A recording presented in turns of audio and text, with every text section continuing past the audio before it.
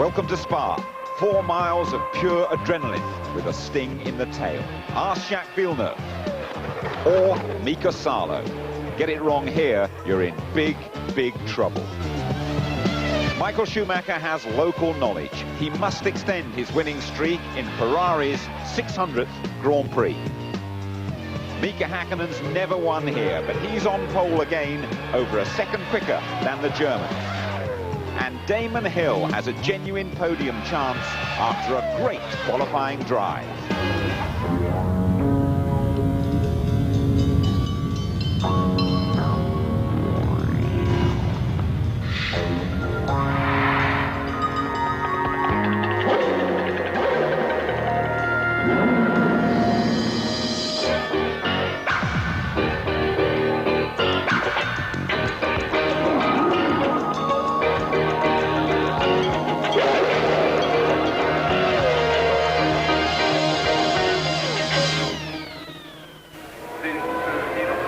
Horrible weather for race day at Spa-Francorchamps in the Ardennes Forest. 7 points between championship leader Häkkinen and Schumacher. High stakes for the Belgian Grand Prix. You know, it's been raining here for the last 6 hours. Miserable conditions. At one stage we were told the Grand Prix might not happen. It's still on. It's going to be a compelling spectacle. The temperature, 10 degrees. Forecasters got it 100% wrong. We were told it's going to be nice and sunny. It is now raining harder than ever. We had perfect conditions for qualifying. There was always going to be a McLaren on pole. The only question was which one. The answer came in the final seconds when Damon Hill confirmed Jordan's terrific improvement. This report comes from Louise Good. It was all systems go for one of the most exciting qualifying sessions of the year. Häkkinen's opening shot was right on the ball and earned him provisional pole. David Coulthard may have to play second fiddle on race day, but qualifying is a different story. Coulthard wanted that pole, and for a little while he got it. Inside the 1997 pole position time. But Häkkinen wasn't giving up easily. It was pedal to the metal all the way for the Finn. Let's hear the throttle through here. Not even a hint of a lift. Now, if he carries good speed into the bus stop, this could well be a 1:48. And that's exactly what it was. But before you could catch your breath, Coulthard snatched it right back. And so the story would continue all afternoon. Michael Schumacher had no answer for the McLaren's pace. Instead, his attention was focused elsewhere, on his old sparring partner Damon Hill, whose season at Jordan continues to gather pace. They were fighting hard for third, but just as Schumacher looked set to take it, a stranded Benetton brought out the yellow flags, and Michael lost his time after he failed to back off. But if Schumacher was having a bad day, spare a thought for poor old Shinji Nakano. He got lost on the wrong side of the track. Friday shunt forgotten, Jacques Villeneuve posted a very respectable 6th place, putting a rare smile onto Frank Williams' face. In the final minute of the session, the top 4 drivers came out for a final showdown. Coulthard was first up, but Häkkinen was right on his tail and pulled one out of the bag. And Häkkinen is approaching the last corner now. And over the line goes the McLaren and into pole position by 1/10 of a second. Mika Häkkinen does it again. And Hill goes over for P3. Damon Hill, 49.7, P3. Michael Schumacher didn't improve, Damon Hill did. What a fantastic lap. Well done, Damon. It just keeps getting better, doesn't it? Yes, it's been getting better all the time, and this is the best result I've had with Jordan for qualifying, and I'm very, very happy. Couldn't do a full lap because I had to slow down of yellow flags. In the last sector, when the Benetton was stopped there, it cost me a couple of tenths. It was very exciting. Obviously went not the way I wanted it at the end of the session, but I took a little too much curve through the bus stop and gave away what I gained on that lap. But nonetheless, you know, second front row, it's good enough for the race. I think fantastic. I think it was definitely a fight with me and David today, and I was lucky. I was fortunate. I got the pole. Belgian Grand Prix here in Spa-Francorchamps. 4.3 miles through the Ardennes valleys, one of the great circuits of the world, and certainly one of the drivers' favourites. We're going to join Mika Häkkinen now for his qualifying lap, which in fact turned out to be pole position. 160 miles an hour down to La Source. First gear, full lock. Walk the car out to the barrier with the throttle and accelerate hard down towards Eau Rouge. Building up to a speed of 180 miles an hour.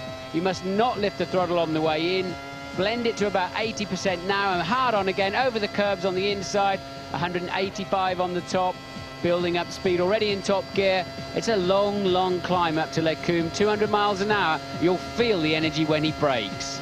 Now, into Les Combes, down 3 gears, and then down another, 80 miles an hour, building up through Malmedy, 90 on the apex, hard on the throttle on the exit, plenty of curb, downhill towards Rivage.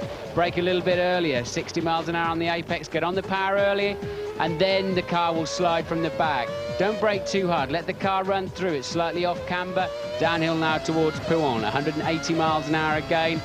But just come down 1 gear, don't brake too hard, keep it around 150, back on the power, there's enough room, upshift, and build up once again to 180.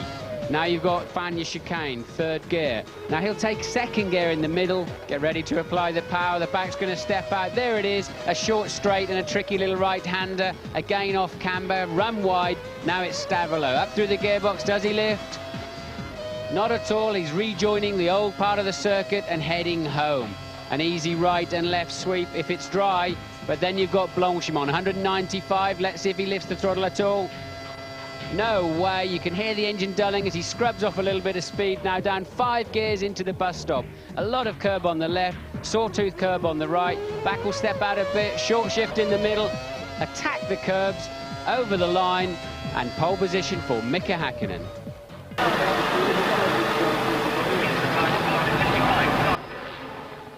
Well, despite that umbrella, would you believe it, the rain has stopped at Spa-Francorchamps, the most challenging track on the calendar. We have 3 British drivers in the top 5 for the Belgian Grand Prix.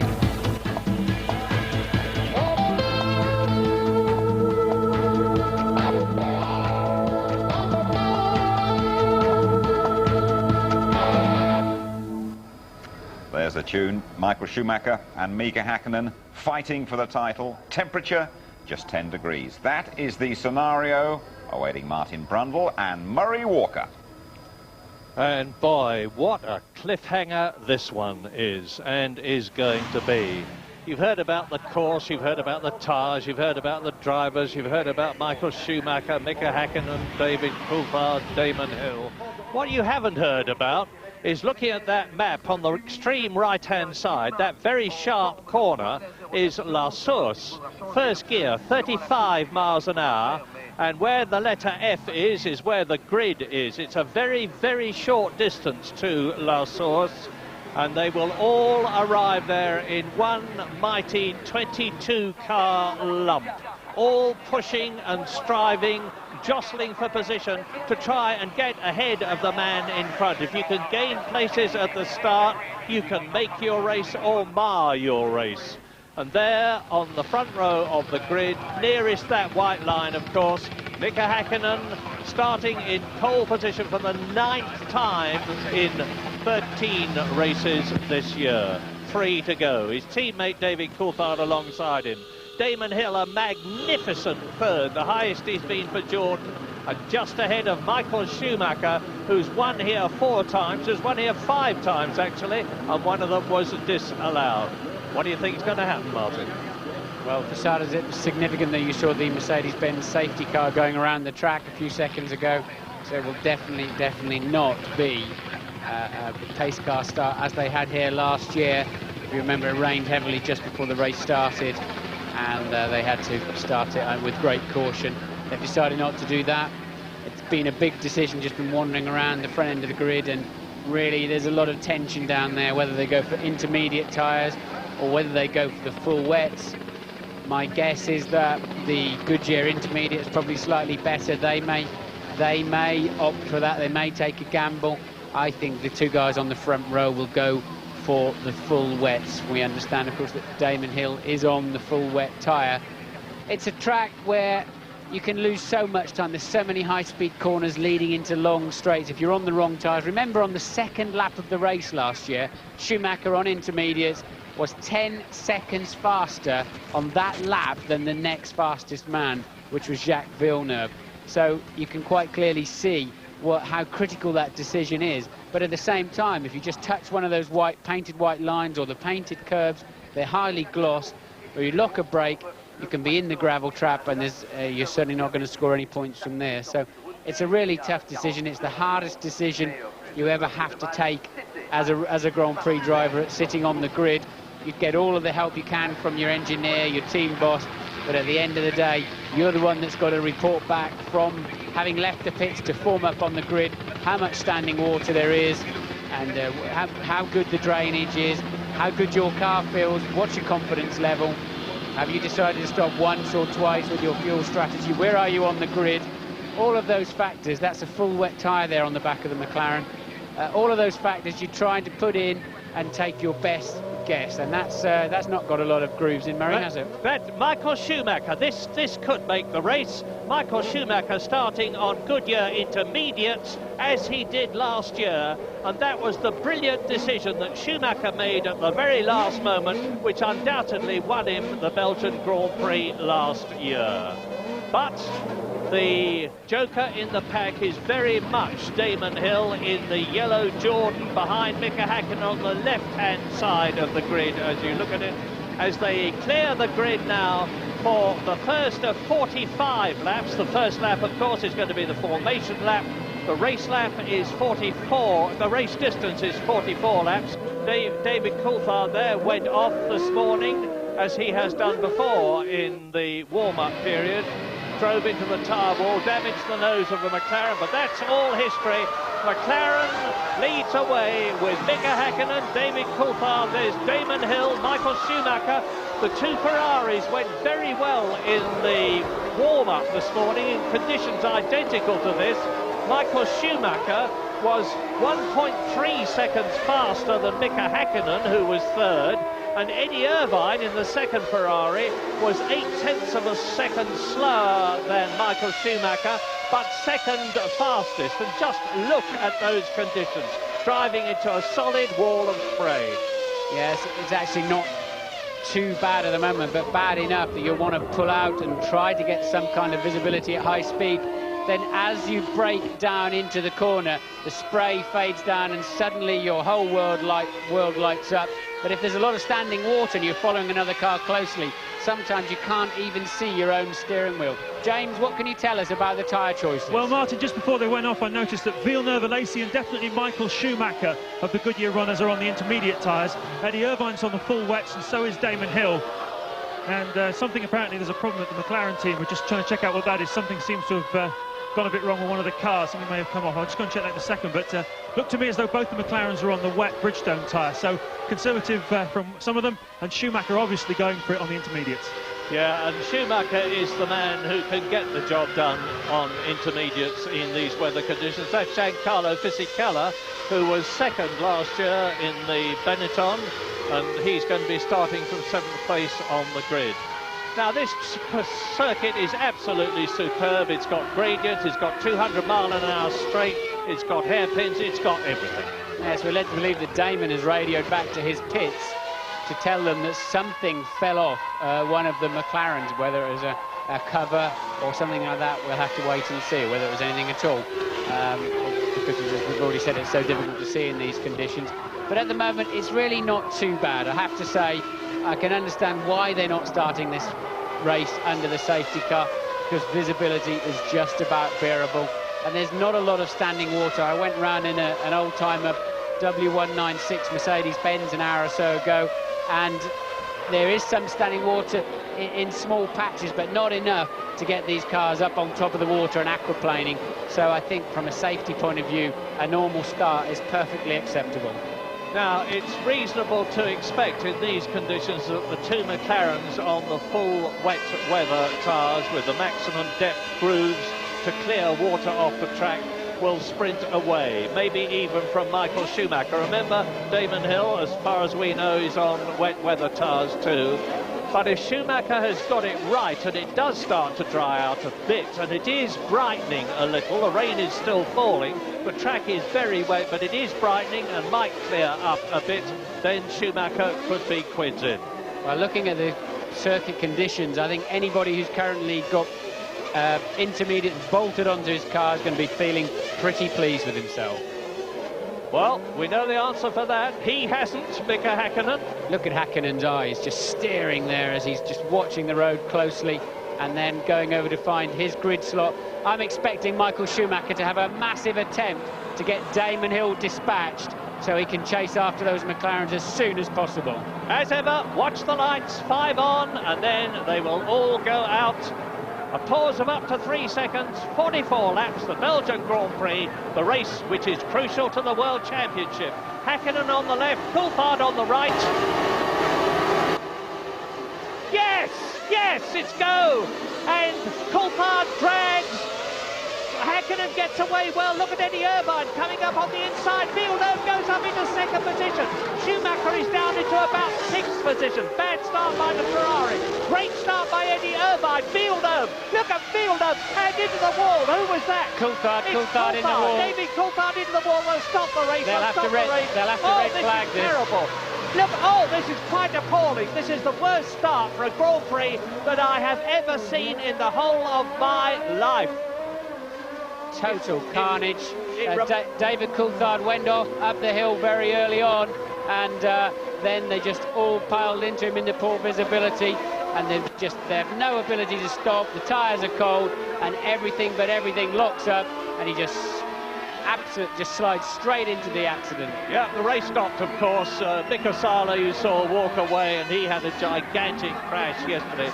Well, it's going to take an enormous time to clear all this lot up. Drivers will be rushing back now to the pits, and that's Jos Verstappen down there. Barrichello, I apologise. Well, running back, there's Mika Salo in the black overalls, and getting his steering wheel off there was Esteban Tuero. That's Takagi in the green helmet, and of course they're running back now to get into their spare cars, which won't necessarily have been set up. And if 2 cars in the same team have been damaged, it's quite conceivable that one of them won't be able to start. Yes, I think they're trying to... Eddie Irvine limping, you see, on the left. And the 2 Prost drivers, that's Olivier Panis, and there's Barrichello. Barrichello trying to say, look, I'm okay, I was holding my arm, but there's something red on the back of his overalls, look, I don't know what that might be. I don't think it's blood, but there's something very much red on there. The two Prost both in the action, but Barrichello, they're saying, look, no, I'm fine, I want to get back and get into the spare car. But that is an incredible carnage. I think it started with David Coulthard getting on the power and losing the back end straight into the wall. That's Coulthard's car. But that was hit several times, Murray, after he hit the wall. Now watch it now, look, David Coulthard over on the your right of the picture, swings across and just lights up the rear wheels, had a big frontal impact into the wall anyway. And now the real action starts. David goes over to the other side, and then in the middle, somebody's braking. Eddie Irvine gets caught up into Benetton, and they just keep smashing into each other. Look at Salo's car, his 2nd big accident of the weekend. And then after that, total carnage. Nothing they can do. But Rosset just smashing into the back of the lot of them. Big accident. Damon Hill got through all that lot all right. You see, there is Tuero in the background. The problem is, of course, when you're going at that speed on a slippery track and you've got no traction at all and a lot of power going through, there is absolutely nothing you can do about it. The 2 Prost drivers talking to each other as they're climbing up the hill. I'd be inclined to be the first one back to the pits and jump in one of them. I had this situation once at Brabham. You've got to get back and be the first one there. There's only one spare car. The spare Prost is actually set up for Jarno Trulli, who started higher on the grid. He started from 13th place on the grid, and so Olivier Panis, who was 15th, probably won't have first claim. And I doubt they'll give Irvine the spare Ferrari in case Michael Schumacher needs it on the next restart, so Irvine could well be out of this race. As Jos Verstappen drives in, we saw him just missing a bit of debris, but you noticed the right rear tyre looked to me as though he got a puncture. Olivier Panis on the right, Jarno Trulli on the left. They're both perfectly all right, mercifully. But as I say, it's all hands to the pump now for the marshals and all the people who are responsible for operating the cranes and the heavy lifting equipment, who've got to get the cars clear. Johnny Herbert running back to get in the Sauber, Now, the Sauber team have got the car set up for a Lacey, the spare one. Rubens Barrichello and Ricardo Rossi talking the two Brazilians. Yes, I do think that Barrichello is bleeding. He's cut something, but Eddie apparently not limping quite so heavily. I assume Ferrari have only one spare car here. Look at it. And I would be surprised, because we could have a replay of this in the next race, and then Michael Schumacher needs the spare car for the World Championship. So I'd be surprised if they let Irvine have that car. Well, there's no doubt about the fact that his car won't be restarting. Very, very badly damaged on the left rear. Jackie Stewart talking to Rubens Barrichello, the senior of his two drivers, and Eddie Irvine on the right talks with Jean Todt, the Ferrari team boss. Now, what's Todt saying to Eddie Irvine? Is he saying, get in the spare car, Eddie, or is he saying, sorry, not for you? We've got to hold it for Michael.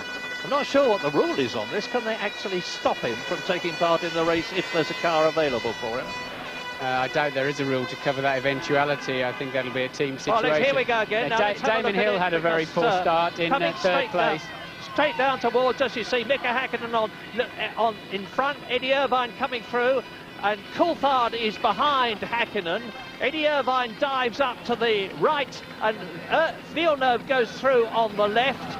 Damon Hill and Ralf Schumacher turn round. Now it's at this point that David Coulthard puts the power. Watch the McLaren in the background. There he goes across the track, into the wall, across the path of Heinz-Harald Frentzen. Off go the wheels, into the Armco goes David. Damon Hill goes through. There's Eddie Irvine's Ferrari being hit by Mika Salo's arrows, which also hits David Coulthard's McLaren, which had already been virtually written off.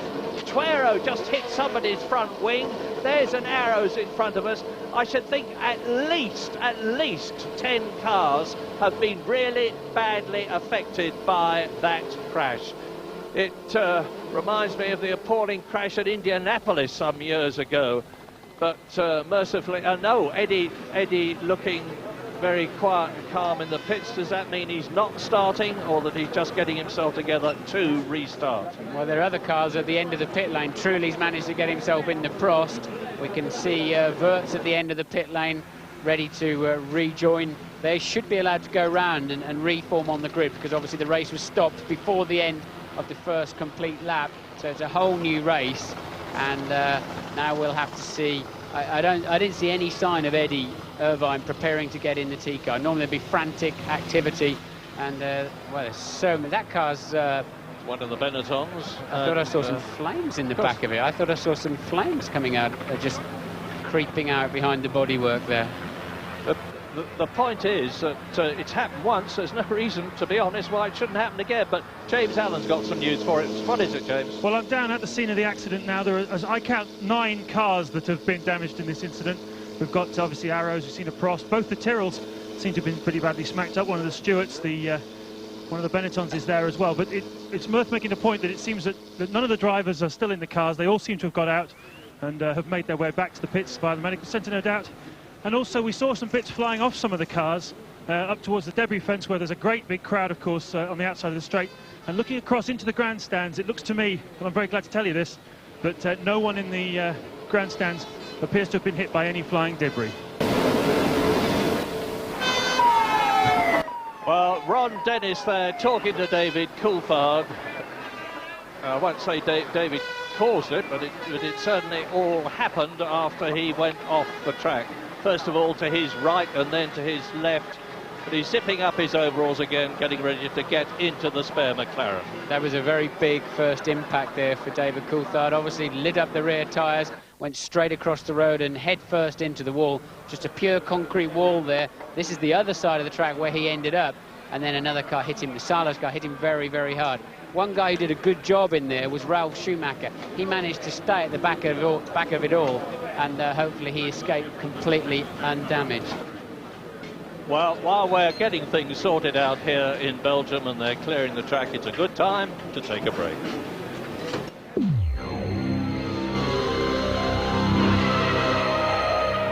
Prix should have started the parade lap again. Notice that Coulthard's got his visor up slightly. Most of the drivers will do that. He's putting it up a bit more there, but otherwise it just steams up, just fogs up from your own breath Michael lifting a bit more, and that's really bad news. And you can only really put that down once you're up and running. We think every car on the grid is now on intermediate tyres. As they set off for the second formation lap. Mika Häkkinen leads away. Coulthard, Hill, Schumacher, Irvine, Villeneuve, who made such a super start.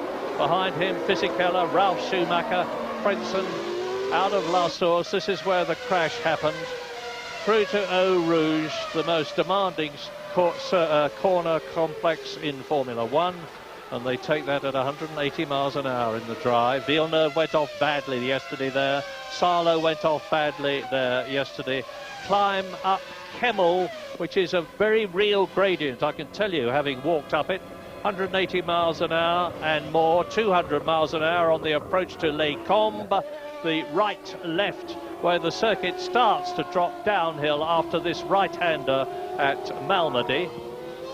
And it drops down to Rivage. There is Heinz-Harald Frentzen, followed by Alesi, followed by Alexander Wurz. There is Johnny Herbert, and that is Jarno Trulli. Remember, only one crossed in this race. And exiting Rivage on the way to Poole. Well, just to confirm and explain again, this is a completely new start, a completely new race. So it'll be 44 racing laps. This is the formation lap. And they're about halfway round. These tyres tend to run at a slightly lower temperature, so they won't be up to anything like the normal operating temperature of the slicks. But it doesn't matter; they give their best grip in these kind of conditions.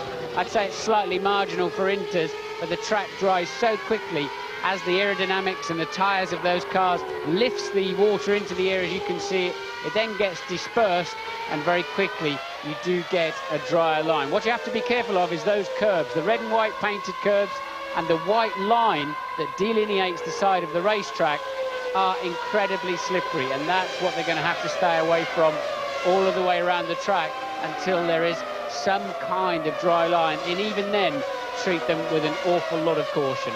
Now, when this race restarts, take a tip from me and watch Jacques Villeneuve. He's 6th on the grid. Remember what a super start he made. He's weaving like everybody else to warm up the tyres. Whether or not it actually does it is open to debate. You could see them as they were swinging the car around. As they turned the wheel, the car doesn't actually grip initially, and it pushes its wheels down the road with some lock on, but the car carries on going straight. There's very, very little grip out of those front tyres at the moment, and that's why they'll have to brake super early for that La Source first corner. That yellow line on the grid, incidentally, is to enable the driver to line his front wheels up perfectly.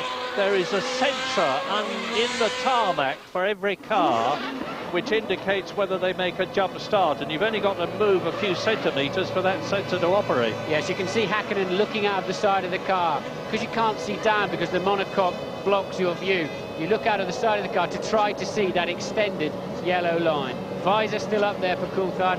He'll be hoping he doesn't get an action replay of what happened first time around. All right, well, fingers crossed, everybody. We don't want another bad start like that one. 18 cars on the grid. There's Damon Hill. 3 lights, 4 lights, 5 lights. Go, go, go, go! Häkkinen leads away again. Irvine again comes up the left. Damon Hill has made an excellent start and leads! And leads! Damon Hill gets ahead of everybody at La Source. Schumacher going round the outside. Oh, and Häkkinen is spinning Häkkinen. Schumacher hit Häkkinen. And Herbert has hit Häkkinen. Now, I can't believe they're not going to have to stop the race again. They've got 3 minutes to get that out of the way, but there's no spare car for Häkkinen. He'll have to take, even if they do stop it, he'll have to take, he's saying he's okay, but he'll have to take Coulthard's car back in that respect. But at the moment, no sign of the red flags as Michael Schumacher comes up the inside of Eddie Irvine. And takes second place. So now the battle is on between Damon Hill and Michael Schumacher, but is the race going to be stopped? There is no indication of it on our monitors, and we normally get a very quick indication. Mika Häkkinen walks away. That's the World Championship leader. He's not going to... And out goes Coulthard. Coulthard is off, and one of the Benettons. This is terrible for the McLaren team. David Coulthard has kept the engine running, and Schumacher is up with Damon Hill. The Ferraris are second and third, and Damon leads a race for the first time since Hungary last year in the Arrows. What's absolutely clear to me is that the Bridgestone intermediates are not working at all well. There you see Coulthard and one of the Benettons, both on the Bridgestone Inters, off the road. But at the moment, both Hill and Schumacher's car appearing to work well, Michael looking the faster. And remember the way these two are old rivals. Safety car's on the track. The safety car is on the track. They're going to have to line up behind the safety car. That is a good decision, in my opinion. There is the safety car. There will be yellow flags round the course to warn the drivers to slow down. Mika Häkkinen disconsolately moves, and ironically, it was his World Championship rival, Michael Schumacher, who hit him and took him out of the race. And now David Coulthard is back again on the track. David Coulthard has rejoined the race. Recovered from that gravel trap. You saw him reversing gently out. Safety car's good news for him. It's a bit like Austria. He's going to end up at the back of the field. But Häkkinen gets away very, very well, it appears. But Hill made a super start. Coulthard a poor start. And Hill goes down the outside, squeezes Häkkinen and brakes later. Häkkinen very, very cautious there. Now Mika feels a bit under pressure, very close to that Ferrari, hits the throttle a little bit too hard, pirouettes, only to be clouted by the Sauber of Johnny Herbert. And they'll both be out of the race, I think, with that one, but for sure Häkkinen is out of the race because the safety car means they'll just clear it away and restart. Here we go now again. Watch Schumacher here, and watch the way he contacts Häkkinen. There's going to be a lot of discussion about this. Some people are going to accuse him. I don't think they contact Murray. I don't actually think they did. Let's have a look. It's coming out of La Source. You see there. Oh, come on. Well, now they're removing. Oh, well done, well done, well done. They've got the car out of the way. Thank heavens the race isn't being stopped. Here's Wurz and Coulthard going off. We know that Coulthard has rejoined. I don't know whether Alexander Wurz did, because are they going to stay with us and see whether he goes into the wall? No, he's out of the race. Alexander Wurz is out of the race. Well, that means we're down to 17 before the end of the first lap. 18 out of 22 started. The safety car is out. Now, we've been through this situation before. The situation is that the safety car has got a row of lights on its roof. You see them flashing. When those lights are turned out, the safety car comes into the pit lane and the race restarts. And the order, Damon Hill, Michael Schumacher, Eddie Irvine, John Alesi is in fourth position. Fifth is Jacques Villeneuve, followed by Heinz-Harald Frentzen. So the Williams are fifth and sixth. Ralf Schumacher is seventh, and Fisichella is in eighth position. Alexander Wurz stopped. Häkkinen is out of the race. Johnny Herbert has stopped as well. And as I've already told you, we've got 4 non-starters. I've said this so many times in the past. Anything can happen in Formula One, and it usually does, and it's happened again. Safety car. Look at that yellow Jordan. I'm just trying to remember. So how many times, if ever, a Jordan has been right up at the front of a race? Didn't Fisichella lead at Hockenheim? Yes, he did. Yes, he did. That was the last time. I have a feeling there was somewhere else. But it's a rare occurrence. But the difference this time is that it's driven by a world champion, the world champion of 1994, Damon Hill, who has been longing and yearning and looking for an opportunity like this, to lead in a car that's worthy of his talent, of which he has so much. Well, the Jordan team have been working hard on that car, joined by Mike Gascoigne, and they got it right. Look at Alesi up there in fourth place, Murray. He made a storming getaway, didn't he? Yeah, he does. He loves the wet, Jean Alesi. And the Sauber, which has got a power disadvantage, won't suffer as much as it would have done if it had been dry. So, into the bus stop at the end of the lap. I'm just looking at a replay on a diamond screen outside the commentary box. And the race is on, the race is on. There's the safety car. Damon Hill leads on lap 3 out of 44. Can Michael Schumacher in the Ferrari catch his old rival and get past him? Not if Damon Hill's got anything to do with it. The revived, much improved Jordan has also got a much improved Mugen Honda Japanese engine in it. And it's giving a lot of extra power. Damon's the man to use it there. Ferrari are second and third. And David Coulthard is the fastest man on the track in 15th place. He's catching Esteban Tuero, who is ahead of him. It won't take him long to get past. There's Villeneuve in 5th position. Look for Heinz-Harald Frentzen. It's not Frentzen, it's Alesi. So Villeneuve has got ahead of Jean Alesi. We didn't see it happen. It means that Jacques Villeneuve in the, again, much improved Williams with the Mecachrome engine is now in 4th position. Race order, Damon Hill, Michael Schumacher, there they are. Eddie Irvine, there he is. Jacques Villeneuve is 4th, Alesi is 5th, Heinz-Harald Frentzen is in 6th position, and Schumacher now knows if he can just keep going, he'll get 6 points if he stays where he is. He knows that Mika Häkkinen has got no points because he will have seen him go off, and Michael Schumacher, as ever, is getting down to it. But it looked to me, we didn't actually see the replay to get the final judgment on whether Schumacher hit Häkkinen or not. I think he did. Well, they touched on the way in, that's absolutely for sure, but it seemed to me that Häkkinen just got on the gas pedal a bit too early and spun off because of engine. Now let's, no, this is the restart actually. This is a replay of something. Is it the restart or is something going to happen? Oh no, that's Villeneuve taking Alesi for a 4th place off of the start. And look at that white patch of chalk or powder, whatever it is. Alesi tries very hard to regain that 4th position. And over the line again comes Damon Hill into lap 4 out of 44. 1/11th distance of the Belgian Grand Prix as Heinz-Harald Frentzen and Villeneuve go through. Yeah, so Alesi now back down to 6th place with Ralf Schumacher giving him a hard time in the other Jordan for good measure. So Alesi, having made a good start, doesn't appear to have the speed to cope with it. But Damon Hill appears to have enough speed to live with Michael Schumacher. Hill fastest on that last lap by 0.3 of a second. Yeah, 2:09 compared with the lap record here of 1:51. So they're lapping 18.18 seconds off dry fastest possible speed last year, when of course they were on full slick tyres.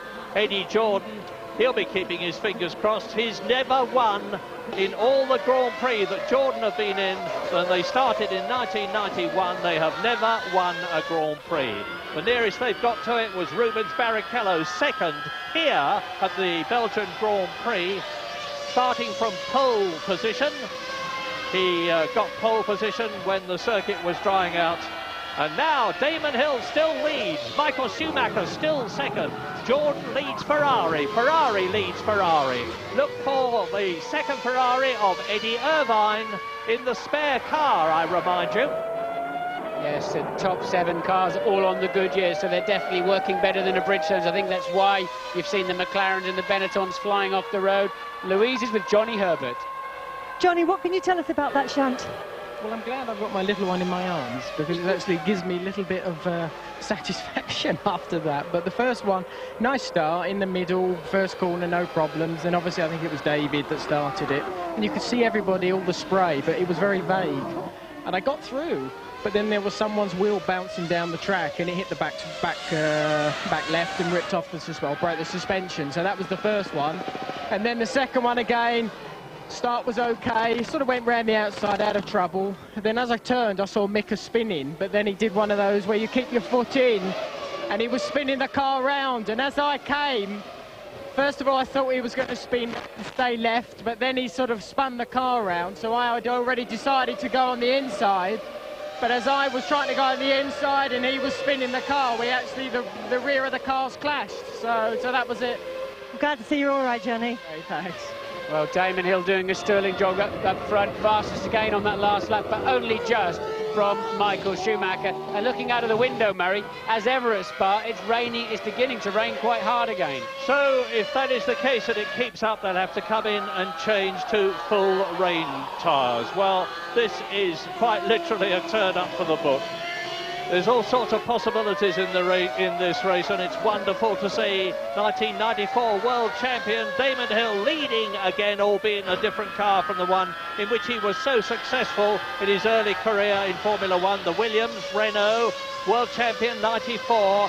and it's Michael Schumacher. You remember what a battle they had in 1994, which was resolved at Adelaide when they drove into Oh, Shuey running very wide there. Michael, no problem. He's collected it back up. Shows you how hard he's working. But do you remember the big head-to-head these two had in Suzuka in the rain? And Damon stood up in the seat and absolutely put one over Michael Schumacher. And Schumi is on the ragged edge yet again. That rain is beginning to fall heavier. And Damon is looking smoother and steadier than Michael Schumacher in the Ferrari. Michael Schumacher is trying very hard indeed. And that Ferrari is looking very twitchy indeed when it's under stress and full loading. There's an example there. He went on to full lock almost as he came round the right-hander at the bus stop. Damon Hill goes through to complete his 5th lap. He's now into lap 6. He's faster again. Damon Hill is making a series of fastest laps in an effort to break away from Michael Schumacher. Look at the gap between Eddie Irvine and the battle for 4th, and here it is. The battle for 4th is led by Frenson, then Lacey. Villeneuve has slipped back, and that's Schumacher Ralph. I think Villeneuve just spun coming out of the bus stop. Maybe we'll see a replay, but I believe Villeneuve got on the power too early coming out of the bus stop and did a quick 360. This is Michael Schumacher getting well out of shape just on the way into Stavelot. Well held, Michael. And Eddie Irvine now, there's a big gap. This is it, because here is Heinz-Harald Frentzen in the Williams 4th. Lacey in the Sauber 5th. Villeneuve, we think, has spun in the Williams 6th. Ralf Schumacher behind him is in 7th place. Just behind him is Giancarlo Fisichella. 3 seconds down the road, 9th is Deniz, 10th is Jos Verstappen. 15 of the 18 starters are still running.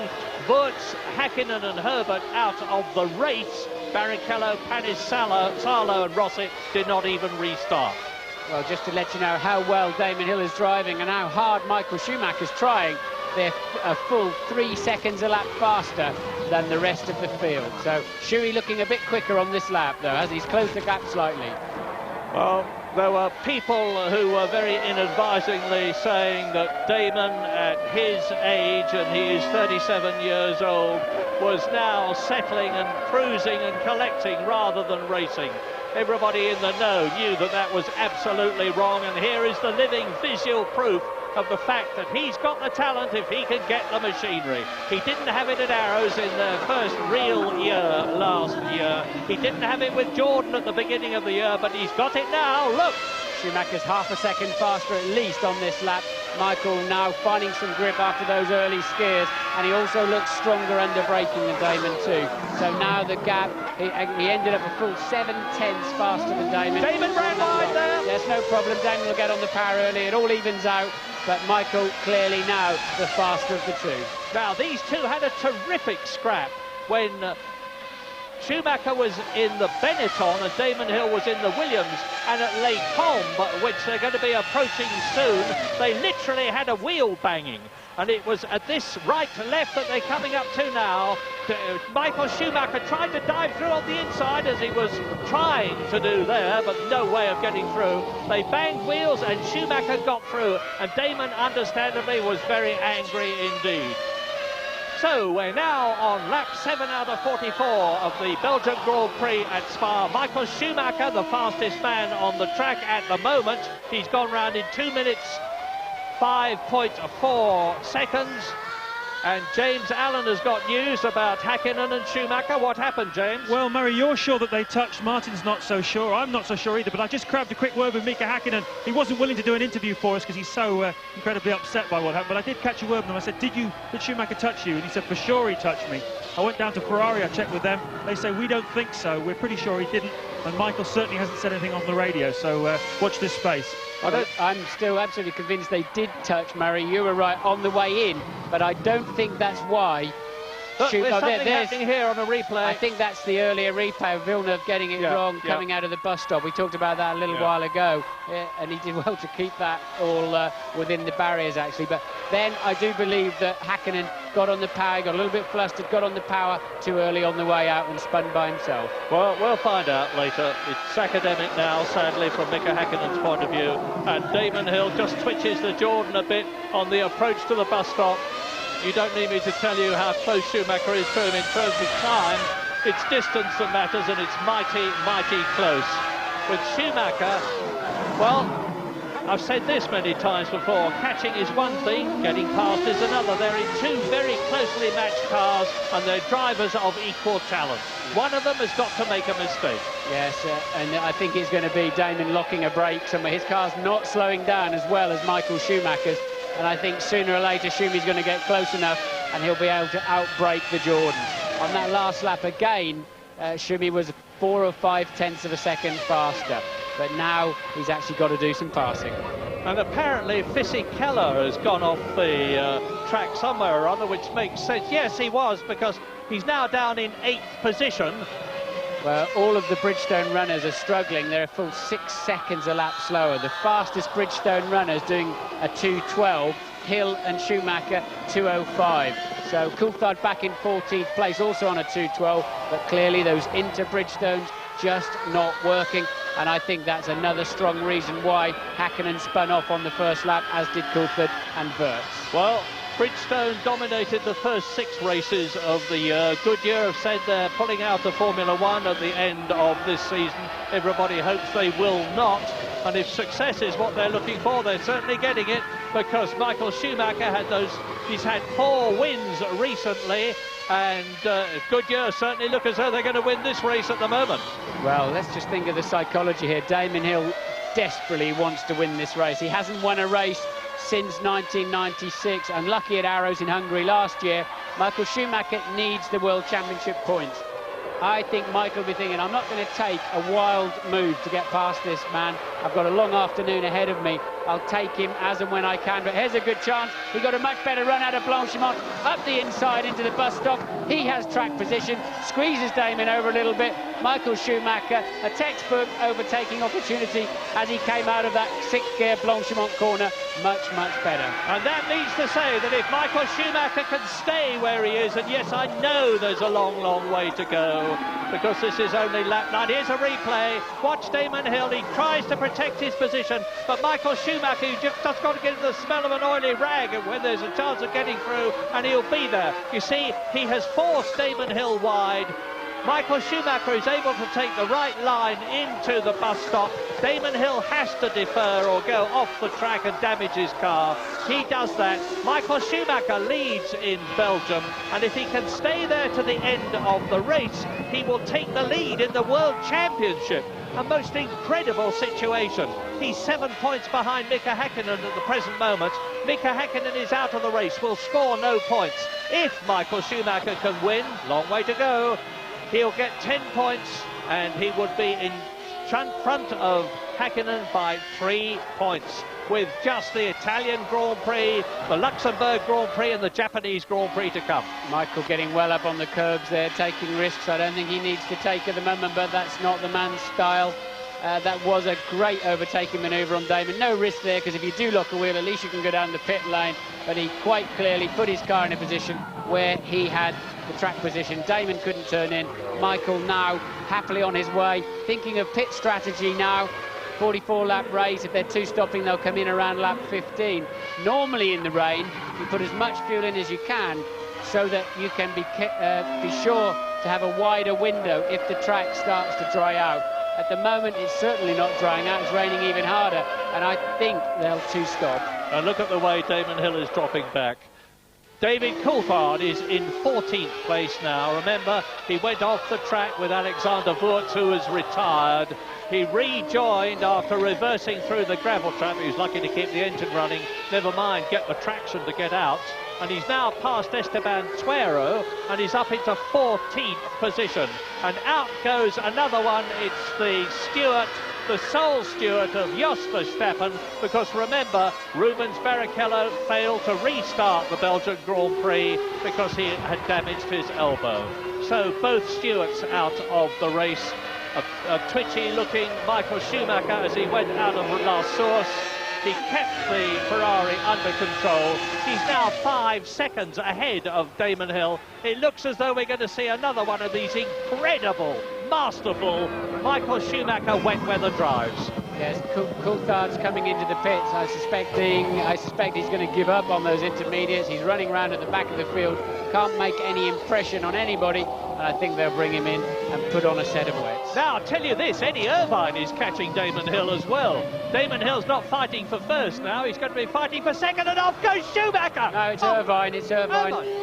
Apologies, trying too hard, and is just missed by Heinz-Harald Frentzen. Off goes the nose wing of the Ferrari, and he'll be coming in for a new nose. He's taking the barge board off as well. Into the pit lane comes David Coulthard, and Michael Schumacher, meantime, is indeed striding away from Damon Hill. Yes, I think Ferrari will now also take the chance to get some wets on that car of Schumacher's, because it really is raining.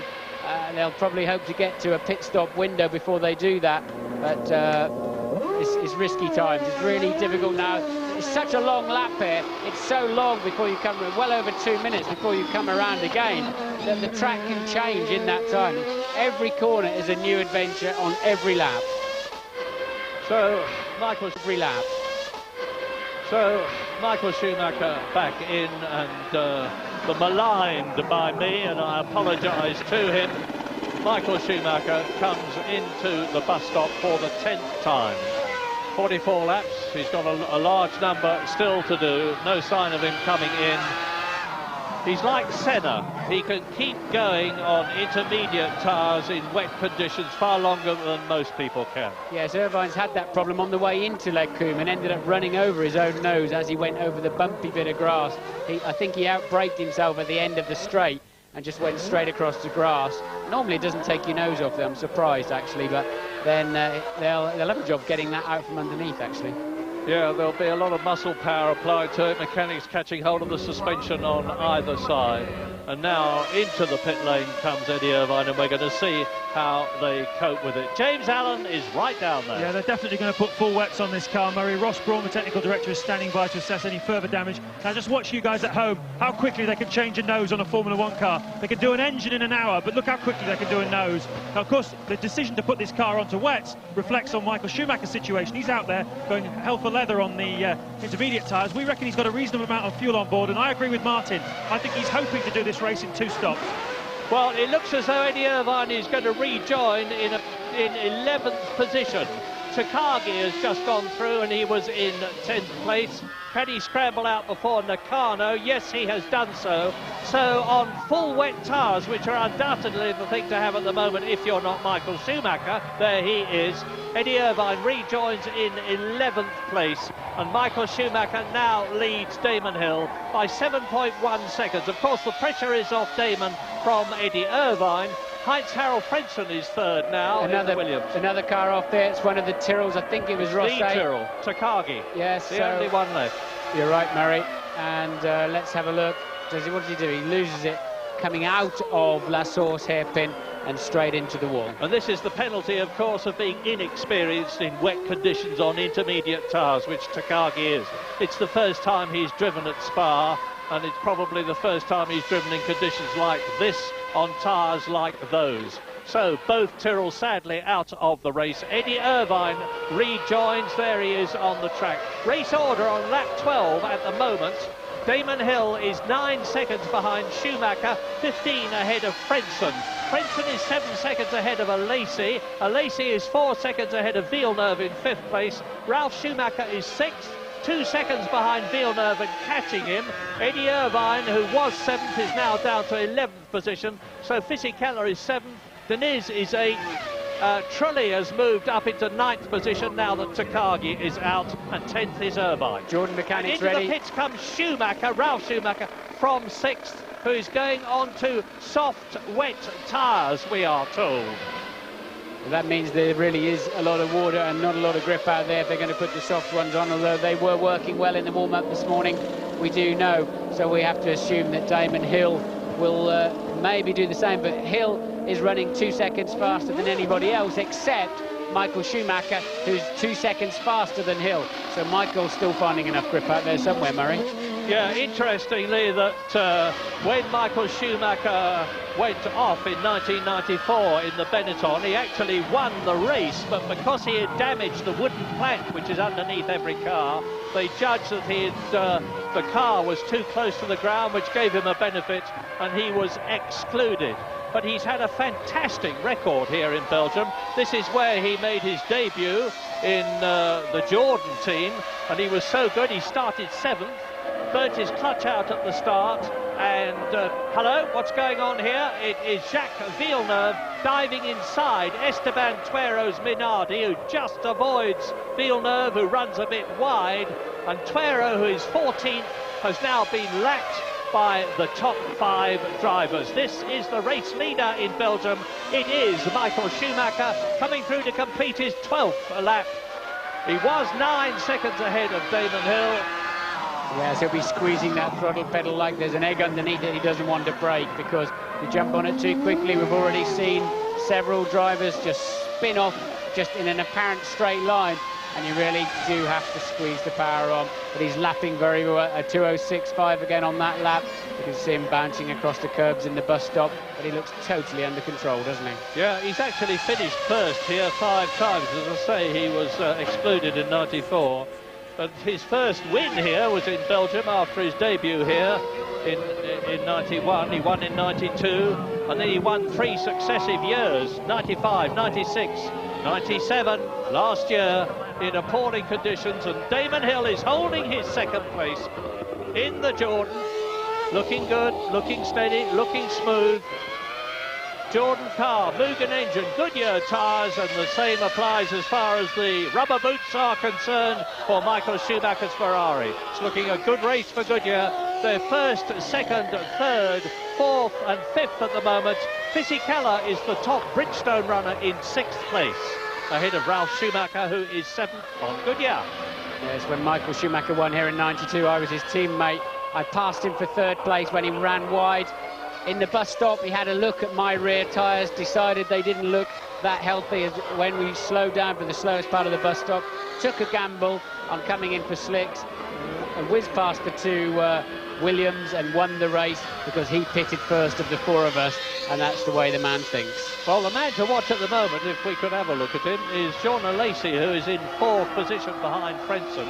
He's just under 7 seconds behind the Williams Mechachrome, and Alesi in the Sauber Petronas is catching Frentzen. Not very quickly, but he is catching him, and Alesi in the wet is a fearsome driver, very, very capable. There is Frentzen, 3rd place. Coming up to the bus stop, this is the approach to Blanchimont. In the dry, 185 miles an hour. In the wet, probably not much slower, maybe just 5 miles an hour slower. The extra drag of lifting that water up into the air. Watching Ralf going through the early part of the bus stop. Frentzen taking plenty of curb in his current 3rd position. Driving well. Yeah, now these cars weigh 600 kilograms all up. What's that? Half the weight of a Mini. Their engines produce some 750 horsepower at 6,000 RPM. And in conditions like this, if they are not supermen, to stay on the track as much as they are doing, as quickly as they are going, I am very much mistaken. As Heinz-Harald Frentzen climbs out of Eau Rouge, up Kemmel again. This is his 14th lap. There's a comparison between Michael Schumacher fastest and Frentzen, and you can see that Schumacher is lapping some 2 to 3 seconds a lap faster than his German countryman, whose future is in doubt. Frentzen, that is. There is Alesi, 4th. Now, Alesi has got the cap down another 1/10 of a second, from 6.7 seconds to 6.6 seconds.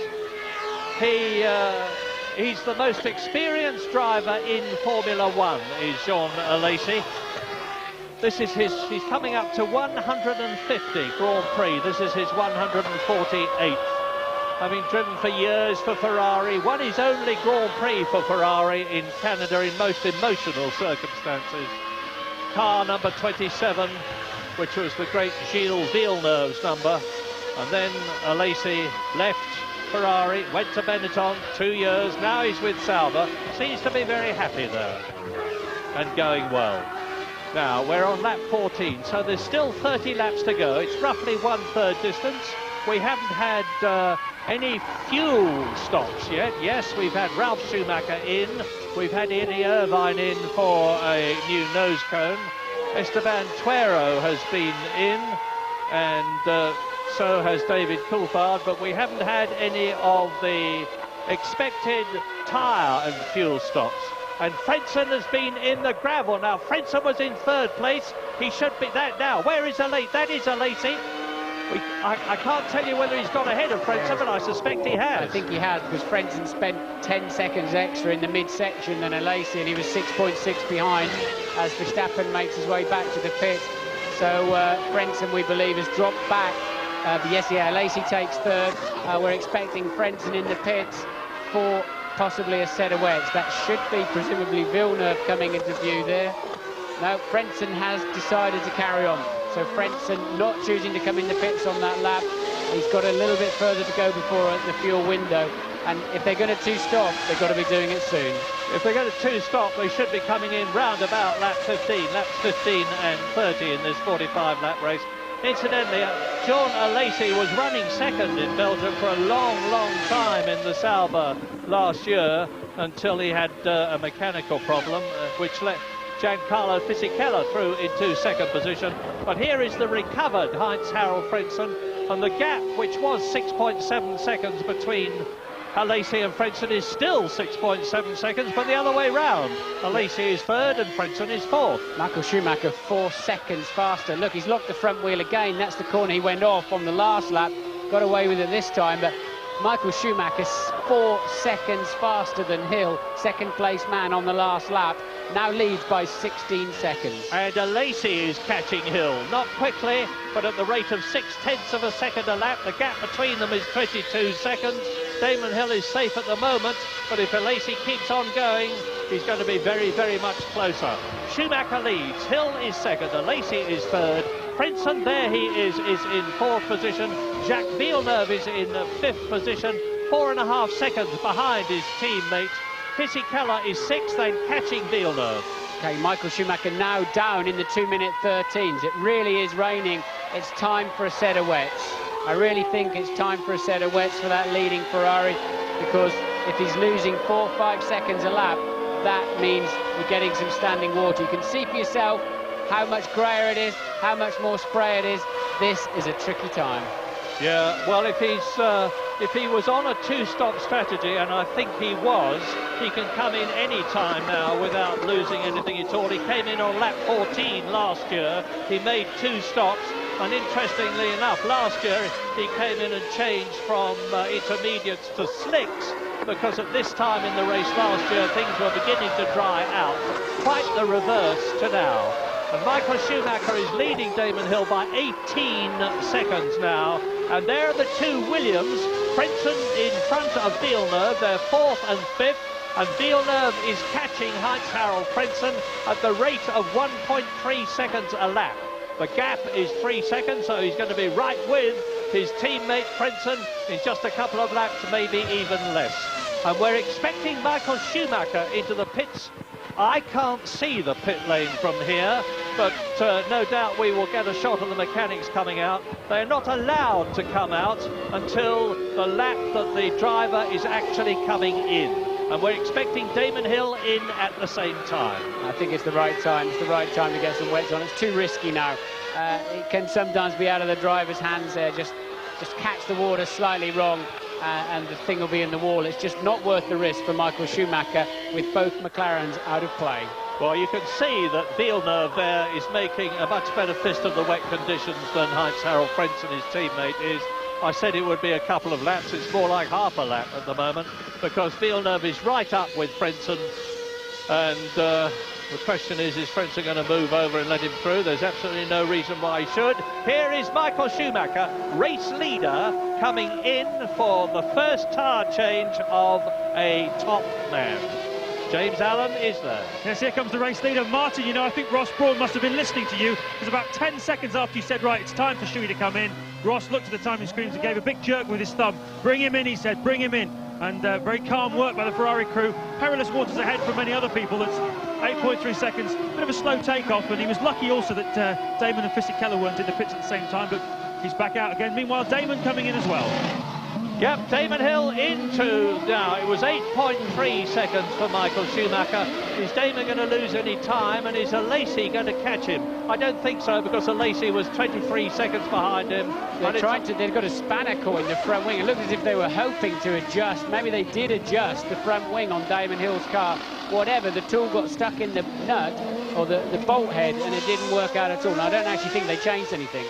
But as Fisichella comes into the pits and Alesi in. Now Alesi is third, Fisichella is sixth, and Damon Hill has rejoined, obviously, with Alesi in the pits, still in second position as Heinz Harald Frentzen comes in. Well, they're all going to be coming in now. They all started on intermediates. The time is right for Wets, as Martin forecast, and they're all confirming. Fisichella having a very long stop. There's obviously something amiss other than tyres and wheels changing. Yes, they did manage to get 3 clicks of downforce apparently on the front wing of Damon Hill. They increased the wing angle. Obviously, he's got not as much front wing as he wants, so he's put a bit on. The problem that we came in late on was they couldn't get the Allen key out of the bolt, and that's a red car in the wall there. Is it a Williams? Well, It's Villeneuve. It's Villeneuve. Well, if this is a replay, it's Villeneuve going off. Indeed it is. Jacques Villeneuve, who's just come in for new tyres and wheels. Now, is that him getting over the fence in the background? I think it is. Yeah, see, he hadn't been in, had he? Villeneuve was effectively leading the race because he hadn't been in. But that's what happens. He touched the brakes on the inters, too much standing water.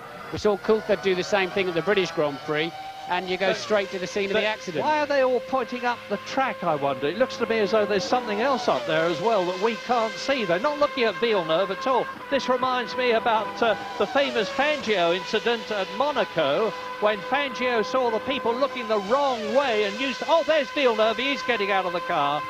He just sat there for a while to get himself together. Difficult moment when you go off in a place like that, hitting water. The chances are somebody else can do the same thing. I used to get out of there rather than sit and chat away on the radio. But Michael Schumacher absolutely flying. Now his car's on full wets. I mean, he's just not backing off at all. He is absolutely going for it. His outlap is 3 seconds faster in the first section than any of his competitors. Absolutely incredible. Michael has got so much confidence. Yes, the worthy double world champion is showing us again, as he has shown us so many times in the past, that he is indeed the best driver of the day, and even more so than it's wet. Remember the number of races, the Spanish Grand Prix, the Monaco Grand Prix, this race last year, this race this year, where Michael Schumacher in wet weather conditions has quite literally been in a scintillating, dominating class of his very own. He's on lap 18 out of 44 now. Heinz Harald Frentzen at the bus stop, getting it wrong over that serrated, saw-tooth curbing. Gives the car a very nasty knock indeed and shakes the driver up. But he's still running, of course. He's in 5th position. With Villeneuve out of the race, there are now 12 of the competitors left. 2 Jordans in the top 3. Ralf Schumacher's moving up now to 3rd place. Villeneuve going off. Frentzen in the gravel trap we saw. I don't know what happened on Alesi's pit stop, but Ralf Schumacher's now moved up into 3rd place. So Michael Schumacher, Damon Hill, Ralf Schumacher, Alesi, Frentzen, and Eddie Irvine, amazingly, still in the top 6. Well, Jacques Villeneuve is certainly going to remember, there he is, Spa 1998, that absolutely enormous 190-mile-an-hour crash at Eau Rouge, which completely destroyed the Williams and left him unscathed on Friday, and now off again today. Not to finish in the Belgian Grand Prix. No points for him. The Williams was getting better, and is better. Michael locking the rear wheels on the downshift into La Source, corrected it nicely. Not a big drama, but that'll catch his attention. Now he's 22 seconds, Michael Schumacher, ahead of Damon Hill that you are looking at. Hill is 22 seconds ahead of his teammate, Ralf Schumacher.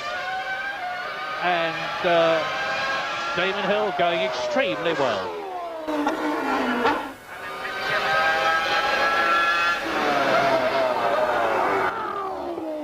So Eddie Jordan hardly believing his luck. Damon Hill led, and now Damon Hill on lap 19 out of 44 in Belgium is second only to Michael Schumacher. The gap 24 seconds.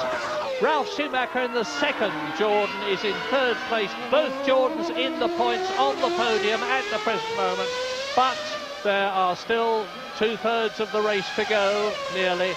Jean Alesi has fought back into fourth position with the disappearance of Jacques Villeneuve, who's spun off and is perfectly okay. Heinz-Harald Frentzen is fifth. Eddie Irvine is sixth, notwithstanding the fact that he's had to come in for a new nose cone, having tripped up over his own front wing.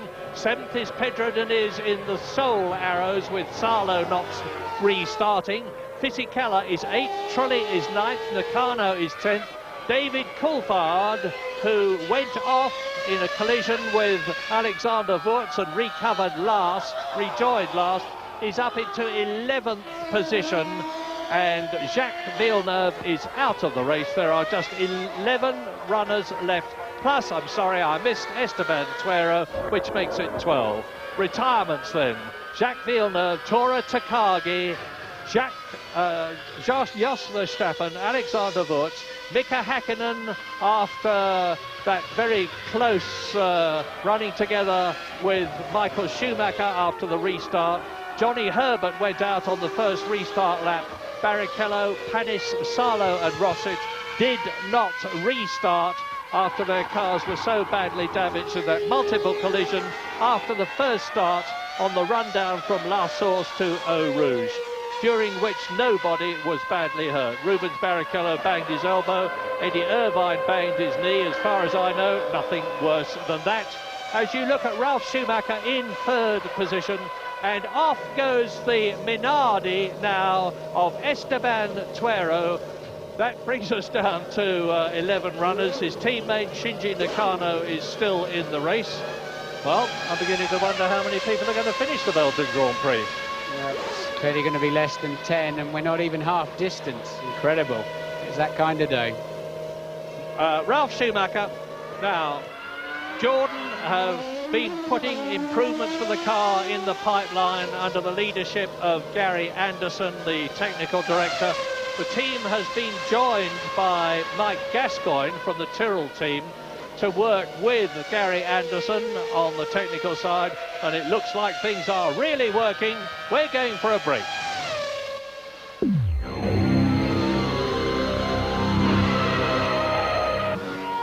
Okay, Martin, we can see how things are. Schumacher leading Damon Hill there by 27 seconds now in a class of his own. Ralf Schumacher in third place.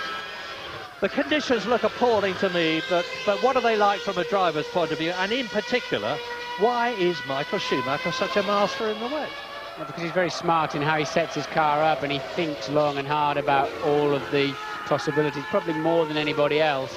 And then he has this amazing confidence and reflex where he can attack the racetrack. He seems to have a sixth sense of where the grip is, where the standing water is, and off he goes. And the other drivers have to be slightly more cautious. Damon Hill driving a very, very sensible race. Difficult thing here for Eddie Jordan, because Ralph's homing in on Damon at about a second a lap. The two Jordans running second and third, and they really need to be having a word with those two and saying, don't push each other too hard. You know, we've got a great chance of a double podium here, and if Ralph starts, there's enough time left for him to catch Damon at that rate. But I'm sure Damon realises he can't beat Michael Schumacher on sheer pace, so he's just got to get that car to the end. But so Hill and Ralf Schumacher got their own particular battle. But here, for example, La Source, it's so easy to brake a little bit too late, lock the front tyre. There's Ralph coming into the bus stop, same deal there. And then as you just pull, you gingerly pull for the downshift on the steering column, and if the engine revs are not quite right, then it just locks the rear wheels and you spin. And so often the engine is stalled, and from having a brilliant run in second place, you're sitting there like a chump looking the wrong way, and that is ridiculously easy to do, Murray. Yeah, what an incredible turnaround for the Jordan team. Halfway through the season, there is Ralf Schumacher. Halfway through the season, 8 races, they hadn't scored a single point. Then Ralf Schumacher was 6th at the British Grand Prix. He was 5th the following race in Austria. Damon Hill then had two terrific races, Germany and Hungary, fourth in both of them. So they've had World Championship points in the last 4 races, as opposed to none in the first 8 races. And if they stay as they are now, and everybody will be keeping their fingers crossed for this enormously popular team, they could have both drivers on the podium, second and third. An amazing reversal of fortune. And add to that, Murray, that we're all expecting Ralf Schumacher's leaving that team, of course. There's, I think there's even a court case going on about that at the moment. And that's a tricky political situation, isn't it? Yeah, so I'm sure it would appear Damon is staying with the team. There's Denitz in for presumably a new set of wets. We understand Frentzen is going to come in for a new nose. We haven't seen him off the road, and in fact we haven't seen him in the pits yet either. But so interesting political situation there for Jordan as Hill leads Schumacher second and third. On lap 23, so we're into the second half of the Belgian Grand Prix, and what a dramatic impact-laden, literally, race it's been. Yeah, these are the one-stoppers, of course, Murray. So Denitz would be in, as is Truly, in for their one scheduled stop in the race. Lap 23, race order, Schumacher leading, Damon Hill by 30.30 seconds, a tour de force par excellence. Ralf Schumacher third, catching very slowly Damon Hill, but he's 20 seconds behind him. Alesi fourth, Frentzen fifth, Irvine sixth. And it's tricky when the track gets to this stage now. It's all shiny and glistening across the top as Eddie Irvine homes in on Frentzen. I think you can see a piece of Frentzen's wing missing, actually, if I'm not mistaken. No, I was mistaken. Just the camera angle there. But the track is covered in water, and it's impossible to tell when you're doing 170, 180 miles an hour, just how deep is that water, and often you get a nasty surprise when you get there. That's the kind of visibility you've sometimes got sitting in the car itself. This is the battle for fifth position. There is the man who is sixth, Eddie Irvine. He has clawed his way back after having stopped for a new nose cone, and he's now right up with almost Heinz-Harald Frentzen as they go through into their 23rd lap. Michael Schumacher diving through with Denise. Are they touching each other? My goodness, that was close. Schumacher backs off and keeps the distance between them. That could have taken Schumacher out of the race if they'd been 6 inches closer. Well, that's the mentality of the man, but I'm a little bit surprised. He got a half-a-minute lead. That was a risk he did not need to take. Yep, 30 seconds ahead of Damon Hill. The fastest lap we've had in these dreadful conditions. Michael Schumacher on lap 9, fairly early in the race. 2 minutes, 3.7 seconds. And that is 12 seconds off Alain Prost's all-time 1993 Williams lap record. It's an astounding lap time on in these conditions. And with aerodynamics now, which are not nearly as efficient as they were when Alain Prost, who now, of course, is running his own team, was driving in 1993 for Williams. And Damon Hill is still keeping that Jordan in second place, and the battle for 5th and 6th. There it is. Eddie Irvine, Ferrari. Ahead of him, Heinz-Harald Frentzen in the sole remaining Williams. There are 11 out of the 18 cars that started the second time, 11 out of the 22 cars that started the first time. And Eddie Irvine can obviously get by, but will he be able to? Well, he's clearly much faster. He's 2 or 3 tenths up on each section, but now he's got the problem of visibility, so he'll just have to follow in the wheel tracks and wait for a slow corner when the spray just fades away, and suddenly sometimes you even get off the brakes and back onto the throttle again because you're further away from the corner than you thought. Irvine there having to lift off. He can't actually see where he's going at that point. More often than not, you're using peripheral vision. Are they thinking about pulling him in? They're talking away on the Ferrari pit wall there. More often you're using peripheral vision and you're listening to the car in front. Well, now, this isn't a tyre superiority situation, Martin. They're both on Goodyear tyres. It's a car and driver superiority situation. And perhaps a better setup of the Ferrari driven by Irvine than the Williams driven by Frentzen. Although Eddie Irvine says, and I don't doubt his word, he says, I'm as good as anybody out there except Michael Schumacher, and nobody is as good as him. Yes, remember also that Irvine's got Schumacher's spare car, so he's making a pretty good job of driving that. But now it's going to be tough to get past this Williams.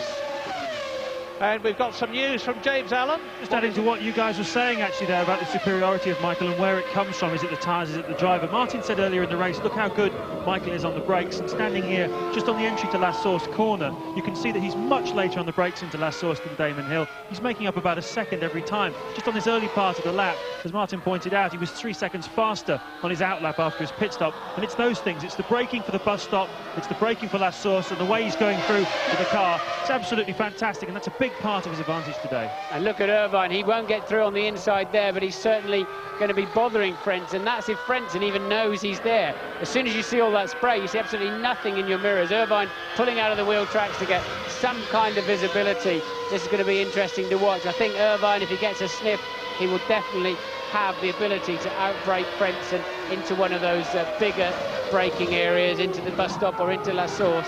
But meanwhile, I think he's going to have to be just a little bit patient.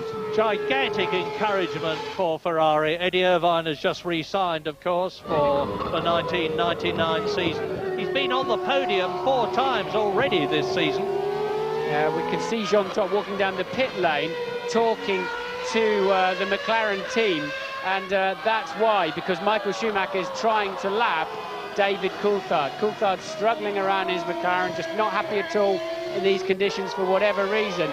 And we've seen the Ferrari team boss walking down the pit lane. And let us not forget that David Coulthard in these appalling conditions. Oh, God!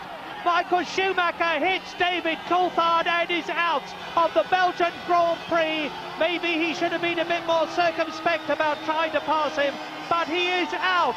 And Mika Häkkinen, in the nicest possible way, will be delighted. The World Championship situation is now the same as it was when the Belgian Grand Prix started, and Damon Hill is in the lead. Yes, I think they probably just radioed to David to say, let him through, he's behind you, let him through. David lifts off, and Schumi doesn't realise and runs into the back of him. The 2 Jordans are first and second. Ralf Schumacher just 10 seconds. Look, David's pulled over to one side, lifted off, and Michael clearly couldn't see. Wow, what an incredible development. Michael Schumacher, with yet another Belgian Grand Prix, is driving his 3-wheel McLaren, Ferrari home.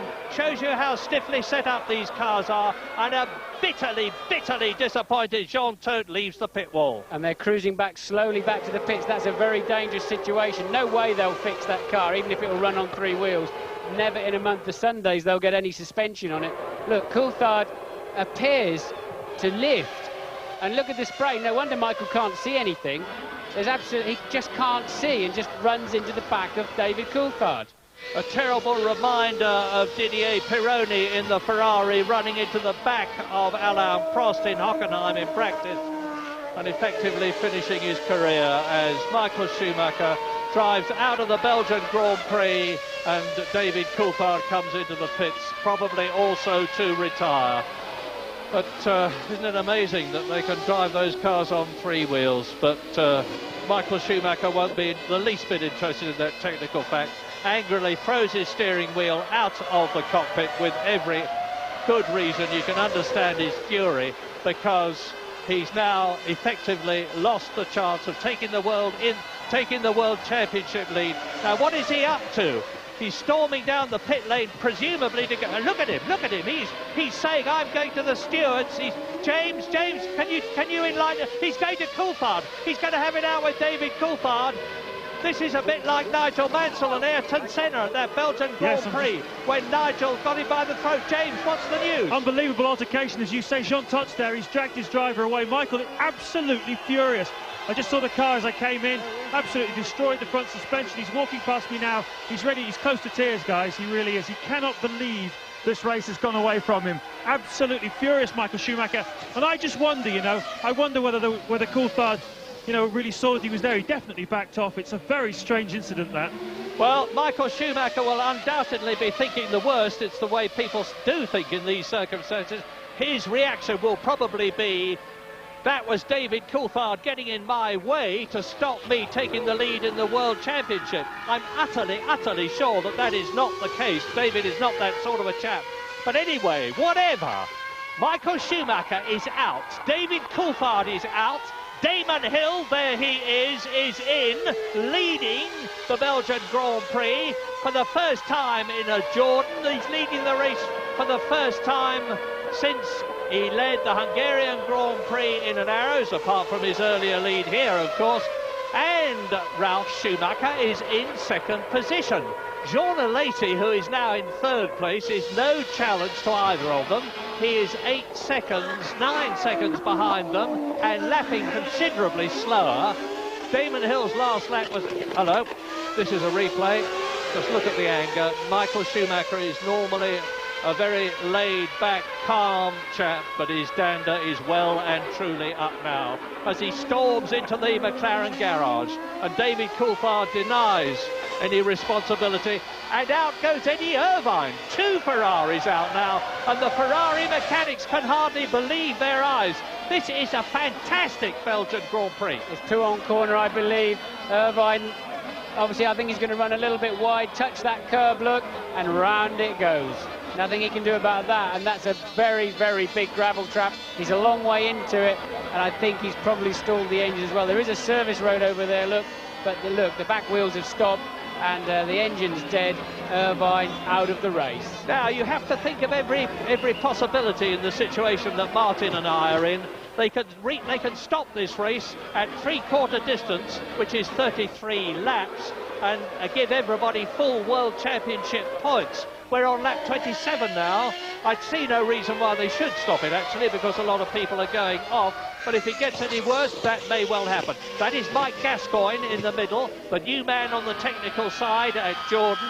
He's made a big contribution to the increased speed of these cars, which is in no way to decry what Gary Anderson did to get them to the position they were in the first place. And they're first and second. Alesi is now gaining, he's speeded up, and we're expecting Ralf Schumacher to come into the pits, as we are expecting Damon Hill, of course. Damon Hill came in on lap 16, and in that case I would expect him to come in round about lap 31 for his second stop, and that's 5 laps from now, and there's still a heck of a long way to go. Let me just run through the people who are still running in the race. On lap 27 out of 44, Damon Hill leads Ralf Schumacher, both Jordans, by 14 seconds. Alesi is third, 9 seconds back. Frentzen is fourth. Damon's missed the chicane. Damon going across the grass at the bus stop, no harm done. But at the moment, Ralph's a couple of seconds a lap faster. But you can see there, look, the inside wheel lock, and he had to go across the grass. If you go through the pit lane, you've got to go through very slowly. You lose a lot of extra time. I don't believe there'll be any damage done there. A bit of grass in the radiators, but engine temperature's not the problem at the moment. Yeah, funnily enough, Damon did actually get caught. There's second place man Ralf in for, I assume, what is a scheduled pit stop. Yeah, I would think on a 2-stop strategy. Rather earlier than I expected him. I was running through the order. I got to Frentzen, who is fourth. Fisichella is fifth. And Pedro Diniz in the Arrows, a lap down, is in 6th place, and I do hope he stays there, because it would be some reward for the awful luck that Arrows have had, with Mika Salo going off at enormous velocity yesterday. They brought the test car here overnight. The mechanics, the Arrows mechanics, went to bed at 11 o'clock last night, and they started work again at 2:30. The spot. Oh, Fisichella! That's a big accident from Fisichella. I think that's coming out of the bus stop. He's obviously lost it and hit the end of the barrier.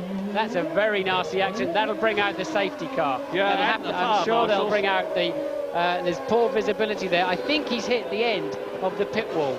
Well, I do start to wonder whether they might not... And we've just seen a Minardi come past without a rear wing, and this is the same thing that happened to Schumacher and Coulthard. Oh, that is a nasty accident. And now remember, Wirtz was like this in Monaco in a Benetton. Nothing he can do, no way. That's a horrible accident. Yeah, he brings his head over, and that just looks like a torpedo, doesn't it? Well, yeah, safety car's out, look. You do have to wonder whether the race will go its full distance, as you see that enormous crash replayed. Let's see who's in the race now, because I suspect Nakano will be retiring as well. Hill is in the race, Schumacher is in the race, so is Alesi and Frentzen. Fisichella, who was 5th, is out. There's his car. Deniz is still running, that's 5 of them. So's Jarno Trulli, that's 6th. Nakano, I think, is out. And that's all that's left. All the rest have retired. Schumacher, Irvine, Coulthard, Tuero, Villeneuve, Takagi, Verstappen, Wurz, Hakkinen, Herbert, Barrichello, Panis, Salo, Rossi. Is the Belgian Grand Prix going to go to full distance? Here's Damon for his second stop. And Hill pitting under the safety car, so hopefully he can get back out again and keep track position. Overrunning his slot a bit there, that won't help his pit stop. But it's very important that Damon gets track position, doesn't get stuck in traffic. Normally you should pit the instant the safety car comes out, and because Ralph now may just have track position on him, we'll have to see how it all shakes out. Lacey, third place man, also coming in for his good. Damon has managed to get out of the pits ahead of Ralph, keeps track position. Lacey there for his scheduled stop, and of course you lose less time by taking that pit stop under safety car situation. There's Damon at the head of the queue. That's worked out beautifully for him. I'm sure that's not just pot luck. The Jordan team would have worked that one out, and but if you pit under the safety car, you rejoin the track and immediately establish yourself, and it gives you effectively a free pit stop. Gigantically astute move. Are you confused? So are a lot of people. Here is what we think is the situation. Lap 29, safety car out. Fisichella's car completely ruined. There it is. Damon Hill leads Sean Lacey now. Schumacher down to 33rd place. That's Ralf Schumacher. Frentzen is 4th. Deniz is 5th. Jarno Trulli is in 6th position. And everybody else out of the 18 starters is out. I'm now trying to remember the minimum number of people, the least number of people who finished a Grand Prix. I'm sure some anoraks will phone in and tell me. I think it was 5 at Monaco one year. But anyway, let's return to the Belgian Grand Prix. Monaco and Fisichella walking in. Well, we've still got, you see, we're on lap 29 now, and it's a 44-lap race. So we've got 15 laps still to go.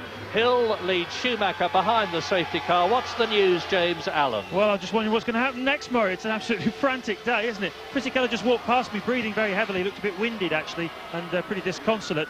They just put wet tyres onto Damon Hill, the race leader, when he went out. But ironically, it stopped raining now. I don't know if that's going to turn out to be a factor, but definitely it's brightening up quite a lot. I understand you're watching a replay of Fisichella at the moment.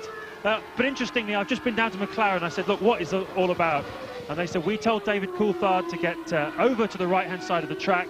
The defining moment for me of the 1998 championship, Coulthard went over to the right-hand side, and they just believe he slowed right down, get out of the way, and Schumacher hit him. No blame for David Coulthard, they say, and they're just trying to repair his car at the moment. They're actually going to try and get him back out again, but that remains to be seen.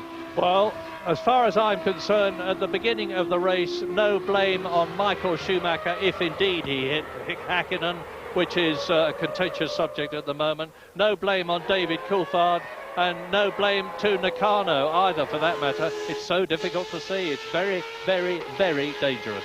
I just hope we can get through this afternoon with 22 intact Grand Prix drivers, because when you watch, if we see another replay of that incident, you watch the front wheel that made contact with the Minardi of Fisichella's car. It could so easily have hit him on the head with all the suspension parts, which sadly is what happened to Ayrton Senna, I believe, back in '94.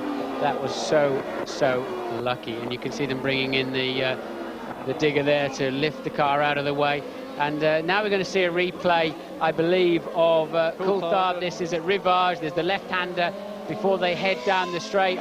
We saw earlier Coulthard had already been looking in his mirrors to see where Schumacher was. I think look, he's got his hand in the air saying, let me through, let me through. We saw the Ferrari team boss Jean Todt talking to McLaren, and just after that, Coulthard appeared to pull over and lift off. So we'll have to wait and see what the radio instructions were.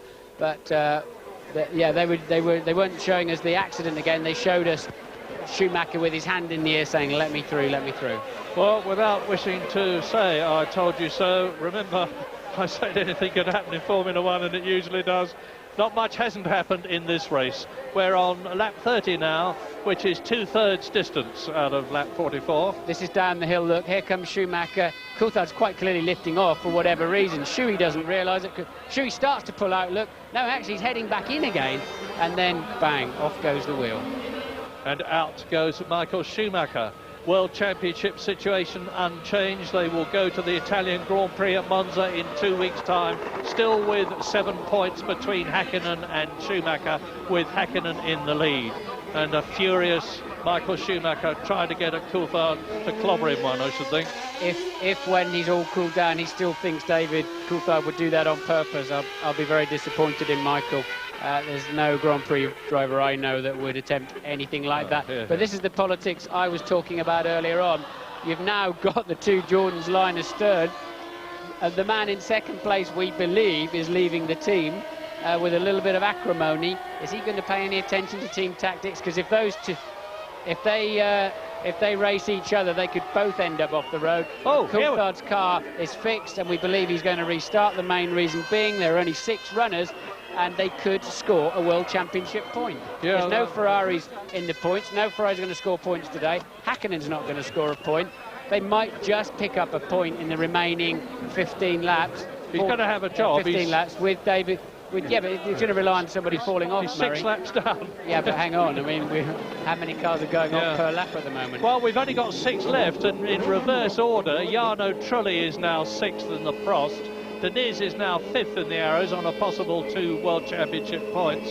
Frentzen is 4th, Alesi is 3rd, Ralf Schumacher is 2nd, and his teammate Damon Hill leads on lap 30 as David Coulthard sets out on mission possible or impossible. I don't know what he's thinking, but I'd be thinking, I really don't need this. I think I've had enough for one day. So would I. Let's remind ourselves what's happened to him.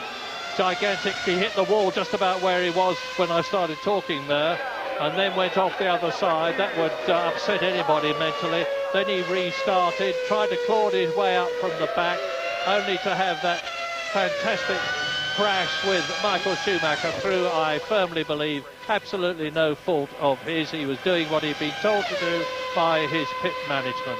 It's a reflection on the appalling weather conditions. There will be people, of course, who are saying they should stop the race, but Formula One goes on unless conditions are absolutely impossible, and they are not impossible. Very difficult indeed. Yes, lap 30, lap 44 is the finishing lap. There's no question of the race running up to 2 hours, of course, and the poor bemused spectators there must be wondering what's going on around the track. So safety car still out. Damon Hill leads. Michael Schumacher showing every sign of being prepared to dive past. Alesi is 3rd, Frentzen is 4th, Deniz is 5th. Sorry, it's 5th. Yeah, and those are the runners. Michael's long out of this race. Ralf Schumacher in the yellow Jordan there, having a nibble at Damon for no good reason, really, because they're still very much under the yellows of the safety cars, you can clearly see. Well, you can imagine that Eddie Jordan will have been saying, hold positions, and specifically, Ralph, stay where you are. But as you rightly point out, Martin, there is a bit of a legal wrangle going on between Jordan and Ralf Schumacher about whether Schumacher can, as we believe he wants to do, move to Williams next year. Jordan say he can't, and Ralf Schumacher says he can. And if Ralf Schumacher can see a chance of winning a race, he may say, never mind that, I'm going for it.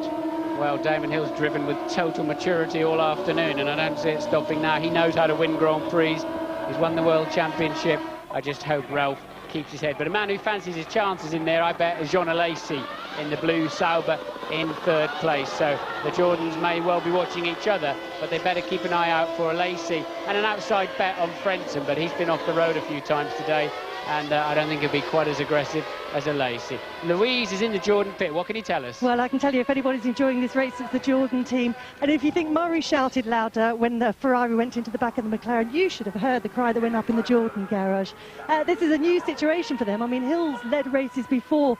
Jordan haven't, except very briefly, and that was here at Spa a few years ago. Rubens Barrichello qualified on pole, but he lost that lead within a couple of 100 yards of the start.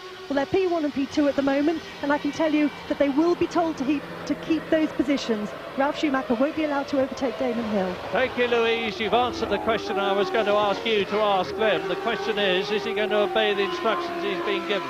For what it's worth, I think he will. So we're on lap 31. We've still got a long way to go. It may well be that not everybody who could score a World Championship point in this race will do so.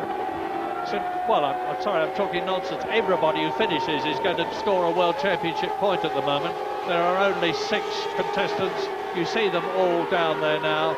Somehow Jarno Trulli has got ahead of Pedro Diniz and is now in 5th position on the road. So the order with the safety car still out, Damon Hill, and the Belgian Grand Prix is effectively restarting for a second time.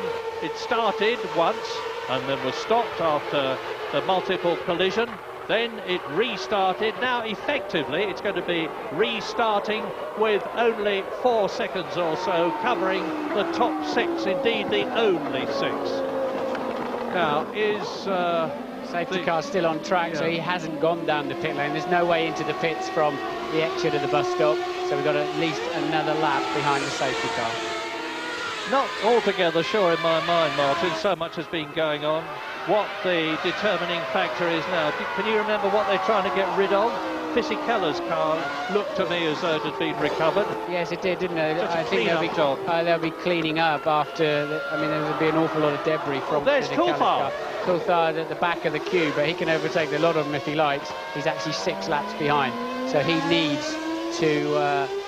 Coulthard's got to hope one of them falls off the road. Exactly.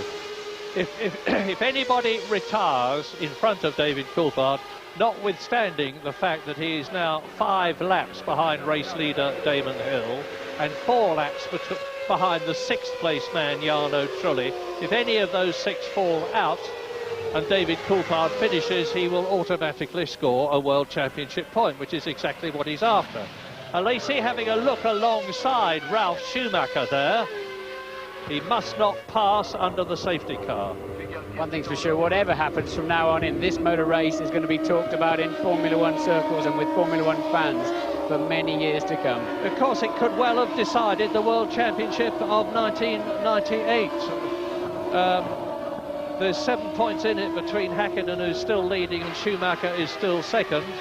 And whatever the number of points is, I'm not very good at working out the number of points that are available at the present moment. But the positions can still change, but Mika Häkkinen is going to go to Italy very strong. Ferrari is not as optimistic about Monza as McLaren are. The Nürburgring, where the Luxembourg Grand Prix is being held, should suit both Ferrari and McLaren well. And it's starting to look as though the Japanese Grand Prix at Suzuka, which doesn't happen until November the 1st, may well decide the championship. And that's Nakano rejoining the track. The safety car is in at the end of this lap. The safety car is in and the race will be on again. And this lap is the 32nd lap, 12 laps to go at the end of this one. I say the race will be on. I mean, the high-speed race, each time they lap, of course, it counts. So this is effectively part of the Grand Prix, as you see it behind the safety car. But at the end of this lap, the safety car will go straight on at the bus stop, and then Damon will probably try and control Ralf a little bit, back him up, take a run at it, and have himself a nice clear space to brake when he wants to into La Source hairpin. Hopefully he knows and thinks that Ralf will not give him any problems at all. And they've got to keep an eye on Alesi. Yeah, I'm not going to make any rash predictions. I've done that before to people's disadvantage. But if Ralf Schumacher does what he's been told to do and Damon can finish this race, then he's in a strong position, is all I'm prepared to say at the present moment. Alesi, of course, is going to be fighting very hard indeed to get to second position in this race, where he was second for a long time in the Belgian Grand Prix last year. The safety car is off. The race is on. Damon comes out of the bus stop, gives it all the throttle he can afford to. Now, what's Ralf Schumacher going to do? Down from La Source to Eau Rouge, a gigantic ball of spray, and Schumacher is certainly not deferring as they go out of La Source, and Damon runs wide. Schumacher tucks in behind him. Frentzen is right up behind Jean Alesi. 5th and 6th are Diniz and Trulli, have regained the positions they should have been in. It'll be a little bit tippy-toe this first lap or two while they heat up the tyres, get the brakes up to temperature, find out where the new grip level is. The rain has eased off really in this last 5 minutes. but without the cars rushing around and lifting the water off, there could ironically be a touch more standing water. But Damon looking calm and collected, Lacey slightly menacing. Yeah, this is where experience should pay. It's Damon's 97th Grand Prix. It's Ralf Schumacher's 30th Grand Prix. And Damon has got a very cool, mature, experienced head on his shoulders. And we know from the past that Ralf Schumacher is inclined to be wild. He's settled down a lot lately, but who knows? And who knows what's going to happen here? Because Heinz-Harald Frentzen can see a podium position in the offing if he can get past the Sauber of Lacey. But remember what's happened when Coulthard and Schumacher were in the positions that they were in. It's a very different situation now, though. I didn't understand. Oh, the Williams getting well out of shape in form there. I didn't understand the significant situation now, though. I didn't understand. Oh, the Williams getting well out of shape in form there. I didn't understand the significance initially of Nakano rejoining the track. We saw him under the safety car. He's the guy that Fisichella has smashed into the back of. And also, just in front of him is Coulthard, who, of course, Michael Schumacher smashed into the back of. So clearly, the back end of the cars are somewhat stronger than the front. Well, I can tell you what's happened. I'm sure I know what's happened in the Minardi pit. They've said, as McLaren have said, if somebody drops out, if two people drop out, in Minardi's case, we could have a World Championship point. And if Minardi get a World Championship point, it would be for them like winning the World Championship. It's a team, a little team in Faenza in Italy, and my goodness, do they try, and are they nice people, and have they got a small budget compared with the big teams. But if they could get a World Championship point here in Belgium, it would be a magnificent and very well-deserved achievement. But we're now on lap 34, and Damon Hill is just easing away from Ralf Schumacher, who stays ahead of Jean Alesi, who stays ahead of fourth place Red Williams, Heinz-Harald Frentzen. Deniz is now 3 seconds back, with Trulli very close to him. But Trulli, of course, has been lapped in 6th position by Damon Hill and the others. Nakano is in 8th position. David Coulthard is in 7th place. 10 laps to go. I don't see any justification for shortening this and stopping it at the 75% distance. Not raining hard, no standing water, and only an accident, I think, would shorten this race in any way. Very, very difficult decision, Martin, for a race director, and Charlie Whiting is a very mature, sensible, experienced chap to make. Enormous pressure on him, cars gone off, fortunately nobody seriously hurt, but if he decides to keep the race running, and it looks to be as though he's doing exactly that, I would certainly agree with his decision. And Damon Hill would certainly agree with it at the present moment. Look at him, he's just easing away from Ralf Schumacher, and people in the Jordan team have been saying the reaction of Damon Hill to the improved performance of the car has been magic. Yes, he's always tried, and Damon is a magnificent test driver. He's got 21 Grand Prix wins behind him. He's a past world champion, but nobody could avoid being a bit disheartened after the season he had with Arrows last year and the first half year he had with Jordan this year. And they've said now that we've got the car into really good condition where it can challenge, Damon is a new man. He's bright, sparkling, and going for it as hard as he possibly can, with a chance of victory. Lap 34, 44-lap race. The gap now is 2.3 seconds, and Alesi is easing up slowly on Ralf Schumacher. Ralf Schumacher is doing what he was told to do, 10 out of 10 to him. Although, to be honest, unless he'd been able to get past at Los Sources, I don't think he would have been able to get past Damon anyway. No, it doesn't seem to have quite enough pace, does he? And Damon looking very much under control. Alesi's mechanics there, looking slightly concerned about something. No reason to be at the moment that I can see. Alesi's pace is roughly the same as Ralf Schumacher's, just ahead of him in 2nd place. Frentzen falling away quite quickly. Coulthard cruising round in 7th. No point in pushing too hard. He just got to hope somebody has a mechanical problem or spins off if he wants to bring home what would be a very bizarre World Championship point. Yeah, I mean, I would say they're concerned about Alesi finishing on the podium, because they haven't done that this season. The highest finish that they've had this year was Jean Alesi in 5th position in Argentina, and the Sauber team is well down the pecking order in the World Championship. Now, we've got three teams who haven't scored at all. Prost, Stewart and Minardi. But Sauber are equal bottom with arrows at the present moment, equal 7th on 4 World Championship points. And if they can get the 4 World Championship points for Alesi finishing in 3rd place, it would move them into 6th position ahead of Stewart. But Jordan are on a potential 16 World Championship points, and that would put them only 4 behind Williams in 4th place. Yes, if Damon Hill can win this race, I think I bet he'll say it's one of his most satisfying. Of course, all of his other races were won in a Williams that was very dominant, and it was easy for people to say, yeah, but would he win in anything else? And he is going to answer them beautifully with this drive here on a treacherous afternoon. The round, smiling, bespectacled face there was Peter Sauber himself, the Swiss who moved into Formula One through sports car racing, first of all with Mercedes-Benz, and then, first of all in his own name, and then with Mercedes-Benz. And he will be a very happy, if very worried man at the present moment. This is the end of lap 34 for Ralf Schumacher. Lap 35, my apologies, they're into lap 36. Ralf Schumacher and Alesi fighting for 2nd place. There is the gap between Alesi 3rd and Heinz-Harald Frentzen bumping his way over those sawtooth curves. He didn't want to do too much of that. Yes, Frentzen well out of shape, and you saw the pieces of carbon fibre flicking off of his tyres.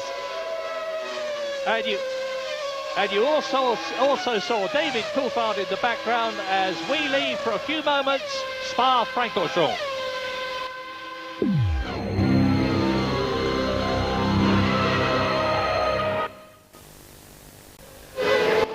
It's still mighty close at the Spa-Francorchamps circuit in Belgium. There is Damon Hill first, Ralf Schumacher second. The worried eyes of Eddie Jordan on the pit lane. Alesi is right up there with them in 3rd position in the Sauber. There he is. Sauber have not had a podium place this year. 4th is Frentzen, 7.6 seconds behind Alesi. Deniz is still on the same lap as the leaders. Trulli is 6th a lap down. David Coulthard and Nakano are 7th and 8th, way back, but hoping there'll be some retirement so that they can score points. Yes, it's pretty much as I thought. Alesi is going to keep the pressure on the two Jordans. I think they're ultimately faster, but they just don't want to have to attack those braking areas and risk locking a wheel or snatching the rear wheels on the downshift. So Alesi, it really is a thorn in their side. And a protege of Eddie Jordan's back in Formula 3000 days. But Eddie Jordan, I'm sure, wishes he'd evaporate right now so that they can bring those two yellow Jordans cruising to the end of this race. But Alesi just won't let them. Right, 18 cars restarted the race. Fisichella out after a terrific crash with Nakano. Schumacher, Michael, out with after a terrific crash with Coulthard, which lost him the World Championship lead. Eddie Irvine out, Tuero out, Villeneuve out. So is Takagi and Verstappen and Wurz. Mika Hakkinen, of course. Johnny Herbert, and 4 people failed to restart the race. Rubens Barrichello, Olivier Panis, Mika Salo, Ricardo Rossi. Damon Hill leads. There is Schumacher. Wait for it. And there would have been Jean Alesi, but now here he is, coming up the climb to Les Combes. It was a very slow lap from Damon, the one before. He's moving over whenever he gets a chance to try to get onto the wetter part of the track, as is Ralph. Is sort of suggesting that the tyres are getting plenty warm enough and the cars are squirming around a little bit. And Jean Alesi's been the quickest of the 3 of them on the last 3 laps. So Alesi applying the pressure. Now, the tyre war I always talk about. Jordan used Goodyear, Sauber used Goodyear. Frentzen, who is 4th, is in a Williams that uses Goodyear. Deniz is in the Arrows, 5th position, Bridgestone. Trulli is in the Prost, 6th position, Bridgestone. Look how much closer Ralph is now to Damon. Yeah, and now, so, I mean, there's going to come a point if Damon is having to slow and Ralf Schumacher doesn't want to, where Ralph has got to take the decision either to go by and break team orders or to let Alesi catch both of them. This is getting very fraught indeed for Damon Hill on lap 38 out of 44. Mike Gascoigne on the left, on the Jordan pit lane position. But the important thing is, what's the gap between Schumacher as Ron Dennis talks to Eddie Jordan? I don't know what that would be about, something to do with David Coulthard, no doubt. And you can see how Jean Lacey is continuing to push. Now, the gap at the end of the previous lap between Damon Hill leading and Jean Lacey, who's really flying in third position, was 3.1 seconds. It's less than that now. Yes, Ralph was a full second faster than Damon in the midsection of that race. Damon, I don't think, is so happy with those wet tyres he's got on at the moment. And Ralph's having to push because of Lacey's bearing down on him. Coming over the line, 2:14.6 for Damon, 14.2 for Ralph, 13.7 for Lacey. It's not over yet. No, indeed, it is not. Lap 39. Look how close it is. First, second and third, all in the same picture. After a quite incredible Belgian Grand Prix, and there's more to be told. Damon holds the lead. Ralf Schumacher holding an excellent second place. The veteran Jean Lacey pushing them hard. They're pulling way away, of course, from Frentzen, who is fourth, Diniz, who is fifth, Trulli, who is sixth, up to Les Combes. Now, this is where they can cause trouble. Yeah, this is interesting. Coulthard was 4 seconds quicker than the leaders on that lap, so quite clearly his Bridgestones are quite happy with these conditions. That means the conditions are changing, and I think these three are struggling with those softer wets, getting a little bit too hot. But Damon's had a good first section. It's Ralph that struggled this time. Yeah, I can tell you, Louise Goodman has been down to the Jordan pit, and they say there is no problem with either car. And there's certainly no problem with either driver, in which case you've got to take your hat off to Jean Lacey and Sauber. He's giving them both a very hard time, because if there's no problem with either Jordan, then it means that both Damon Hill and Ralf Schumacher are trying as hard as they possibly can. And we're still on lap 39. And remember what's happened before when drivers behind have pushed the driver in front. If you put a wheel wrong anywhere in here, if you put a wheel on a white line, if you put a wheel on a curb, you can spin off, they hold the moisture. Heaven knows there's enough of it on the track and your history. There's the man, Jean Lacey. It looks a bit more even, Stevens, on this lap. But, I think there's no doubt that those softer tyres are giving them a hard time. But Damon, it must be so difficult for him. He must be tiptoeing in. He's got everything to lose, and he's the first one in there. They can use him as a target. If he breaks at a certain place, Ralph can break just that little bit later. When you're the front man, you've got to choose where the grip is. And as I said earlier, it changes every lap. It started raining again. That actually may help them out this time. Yeah, I must say, my heart, I'm thinking now of Damon Hill in Hungary in the Arrows last year, when against all expectations, against the wildest expectation, he passed Michael Schumacher's Ferrari and took the lead and commanded the race until the very last lap, when he had a hydraulic throttle problem and had to slow down and let Villeneuve through. Hello, replay of Frentzen. Hand off. Is he going off? No. I think he scoots it up, didn't he? Just catches it.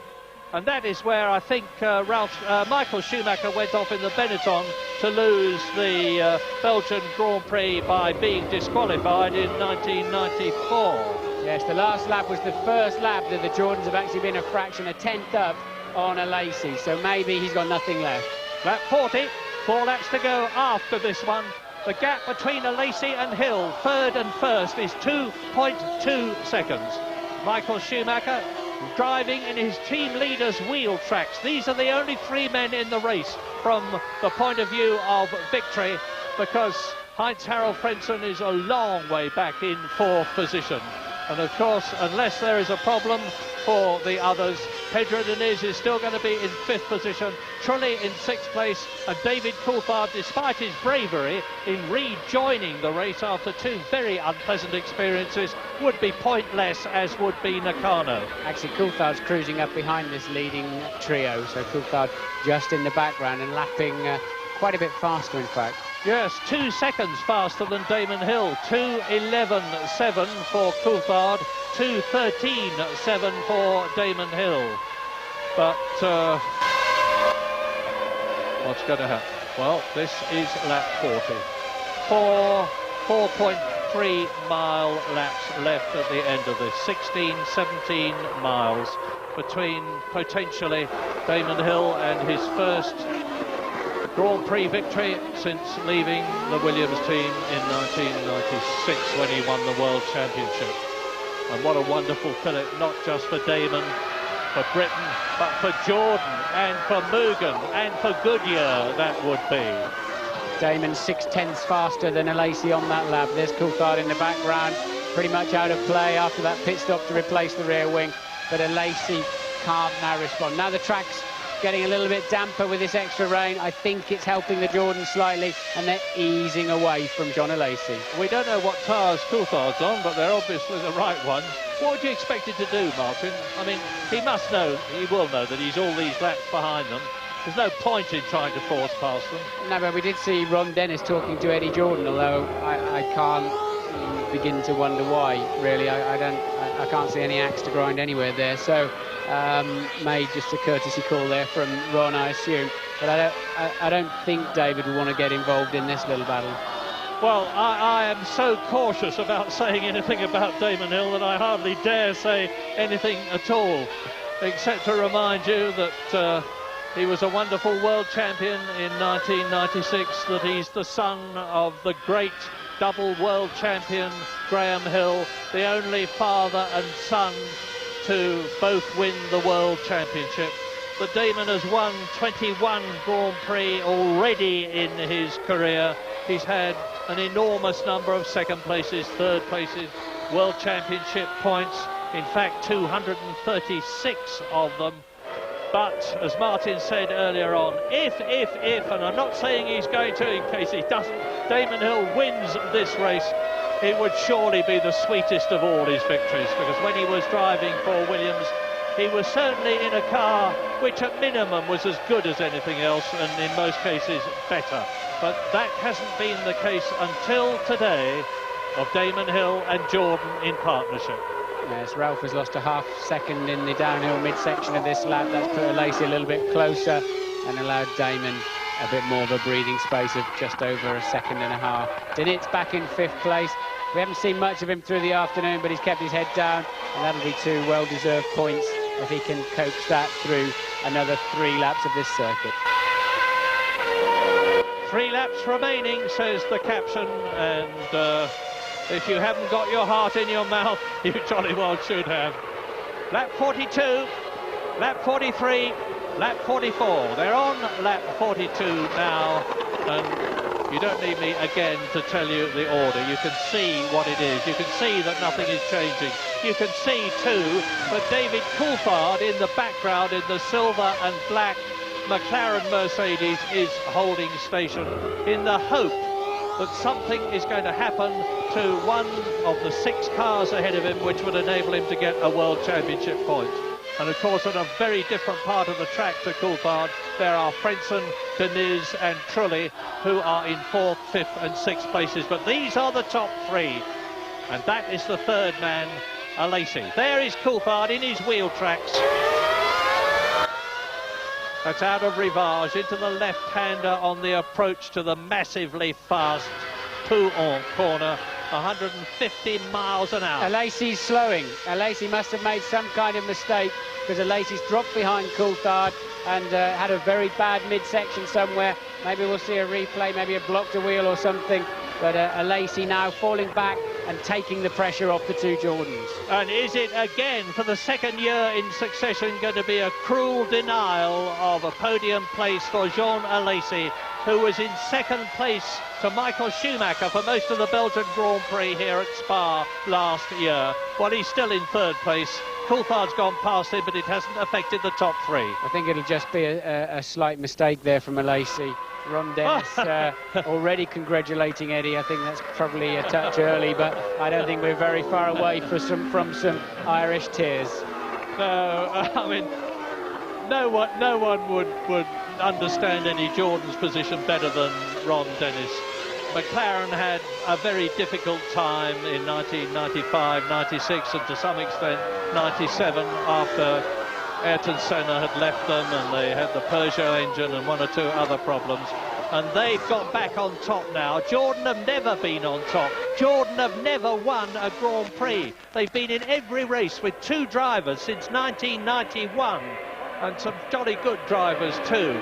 They fought their way up with virtually no money to excellent funding now, and thank heavens Damon Hill gets past Jarno Trulli there safely again to lap the Italian, who is in 6th position and has been lapped twice. And Ralf Schumacher's done the same thing, and look at John Lacey. No, it's not John Lacey, it's Trulli. His engine's sounding a bit sick, I have to say, when he came past the pits last time round, but Trulli cruising home to collect that last point at the moment. Yeah, Lacey is actually 4 seconds behind Ralf Schumacher. Well, this is lap 43. There is only 1 lap to go after this. Look at the Jordan team. They're immobile.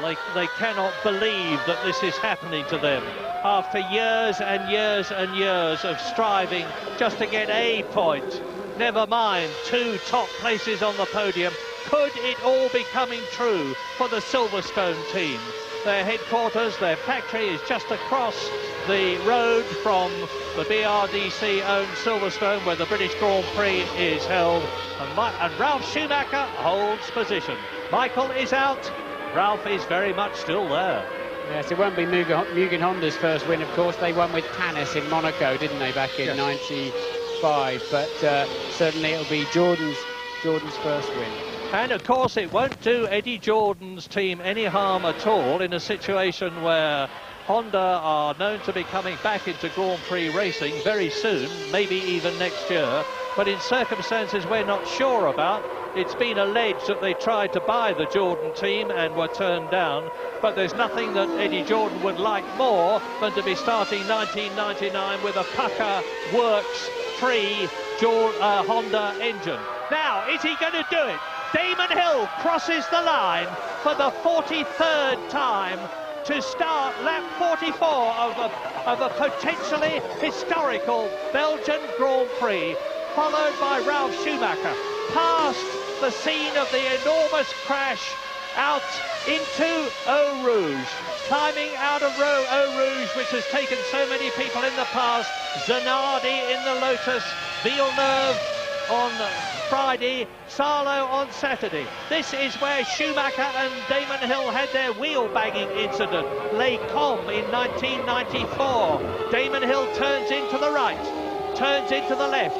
The next corner is Malmedy, the right-hander. He's coming up towards Rivage at 160 miles an hour. He's coming down to the right-hander here, slows down to 65 miles an hour. He is 1/3 of the way round his last lap. He is in the lead. He is followed by Ralf Schumacher. Jordan lead. Jordan second.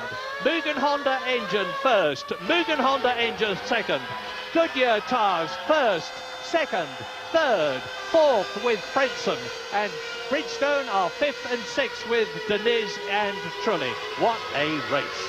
Oh, and is it going to be well-deserved? Damon really kept his head, made a perfect second start. The restart really played into his hands, got onto those, remember, he got onto those intermediate tyres. The Jordan team coming to the pit wall, they're really going to enjoy this one. Jordan know how to party at the best of times, and tonight is going to be something absolutely incredible. Damon has driven a faultless race. He had to let Schumacher go in the early part, but he hasn't made any mistakes, and he's coming through to what I think is one of his best ever wins. Get ready in Britain and Ireland, all around the world, to stand up and cheer as Damon Hill comes home within sight of victory at the Belgian Grand Prix.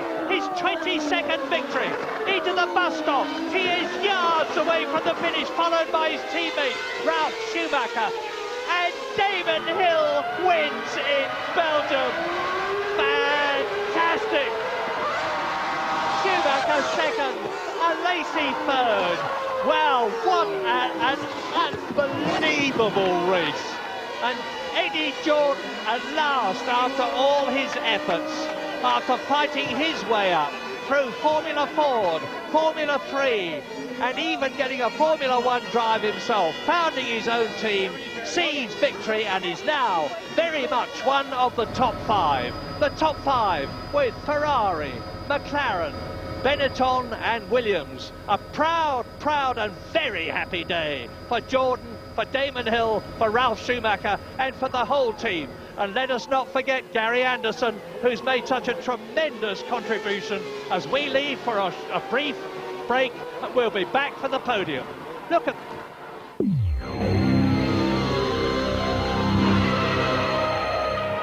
Scenes of unrestrained jubilation in Belgium after Damon Hill and Jordan together achieved their first victory. Damon's 22nd, Jordan's first. And just to make it the happiest of days possible for Eddie Jordan's team, Ralf Schumacher finishes in second place.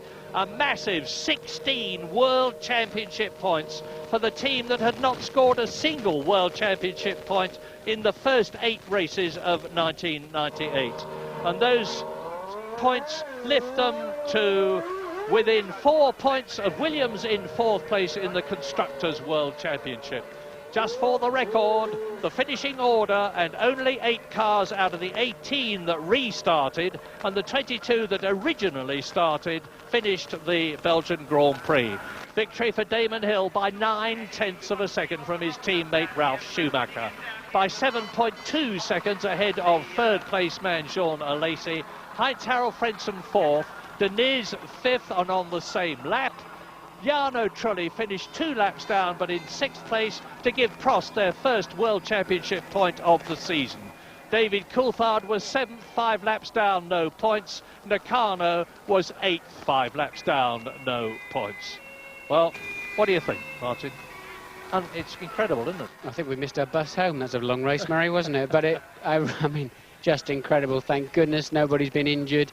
It's been exciting. It's been Grand Prix racing at its best. There's Eddie, look, jumping around. And Eddie Jordan absolutely beside himself. Damon Hill is inside that minibus. They'll be moved from there down to the podium procedure, which is halfway down the hill in the old pit, overlooking into the grandstands down there. It's a strange setup here at Spa with regard to that. And the cars will go to Parc Fermé to be checked over for legality and weight, dimensions and everything.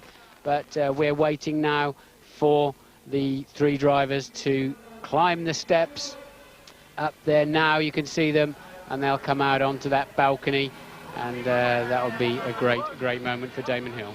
Well, very quickly, McLaren are looking very strong for the Constructors' Championship. Damon Hill mounts the steps, and what a smile of delight there's going to be on his face when he gets up there alongside Ralf Schumacher and Jean Alesi. Jordan 1st and 2nd, Sauber 3rd. Congratulations to Sauber, and congratulations Damon Hill, winner of the Belgian Grand Prix of 1998. Yes!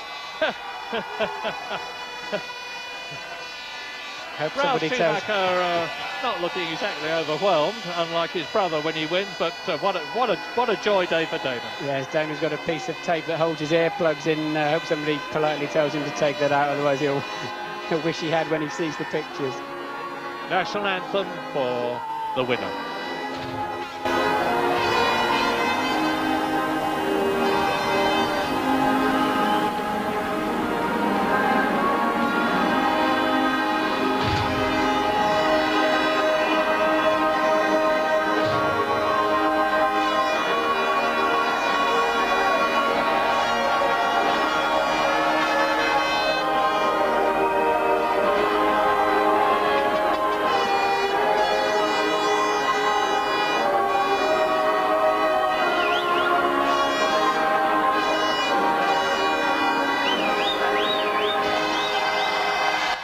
I think not a repeat for the Jordan Constructors victory, because like Damon Hill, they come from Britain. And Damon has got a big trophy cabinet already, full of some wonderful trophies, but none has been more richly deserved and more fiercely fought for than his victory in Belgium today. It's put him back where he ought to be, where he deserves to be, on top, on the very pinnacle. Yes, the last time he was up there, of course, he took the World Championship in '96, but that's Eddie Jordan, of course, accepting the Constructors' first place trophy. Now, Ralf Schumacher's looking pretty fed up. I've got a feeling that he thinks he could have and should have won this race. I may be putting thoughts into his head, but he certainly doesn't look like a man who's finished higher than he's ever finished before. The best he's finished before was 3rd place. Yes, Lacey there. That's a good run from Jean today, and he knows it, look. But yes, I think Ralph Mayfield, his first win, got away from him there. But I really think Damon had him covered, personally. Yeah. Eddie doesn't mind, and Damon is delighted, and so will Britain be after a quite incredible, truly magnificent Belgian Grand Prix, which saw Damon Hill back at the top. Well done, Murray. Thanks, Martin. The first of a lot of champagne for that Jordan team here in Belgium. And highlights tonight. We'll hear from Damon, of course, the views of Coulthard and Michael Schumacher too. So much for us to discuss. 10:45 tonight. What a great day for Damon Hill and that Jordan team. Undoubtedly their finest hour. Great day for Britain, great day for Damon. Hope you've enjoyed it. Bye-bye.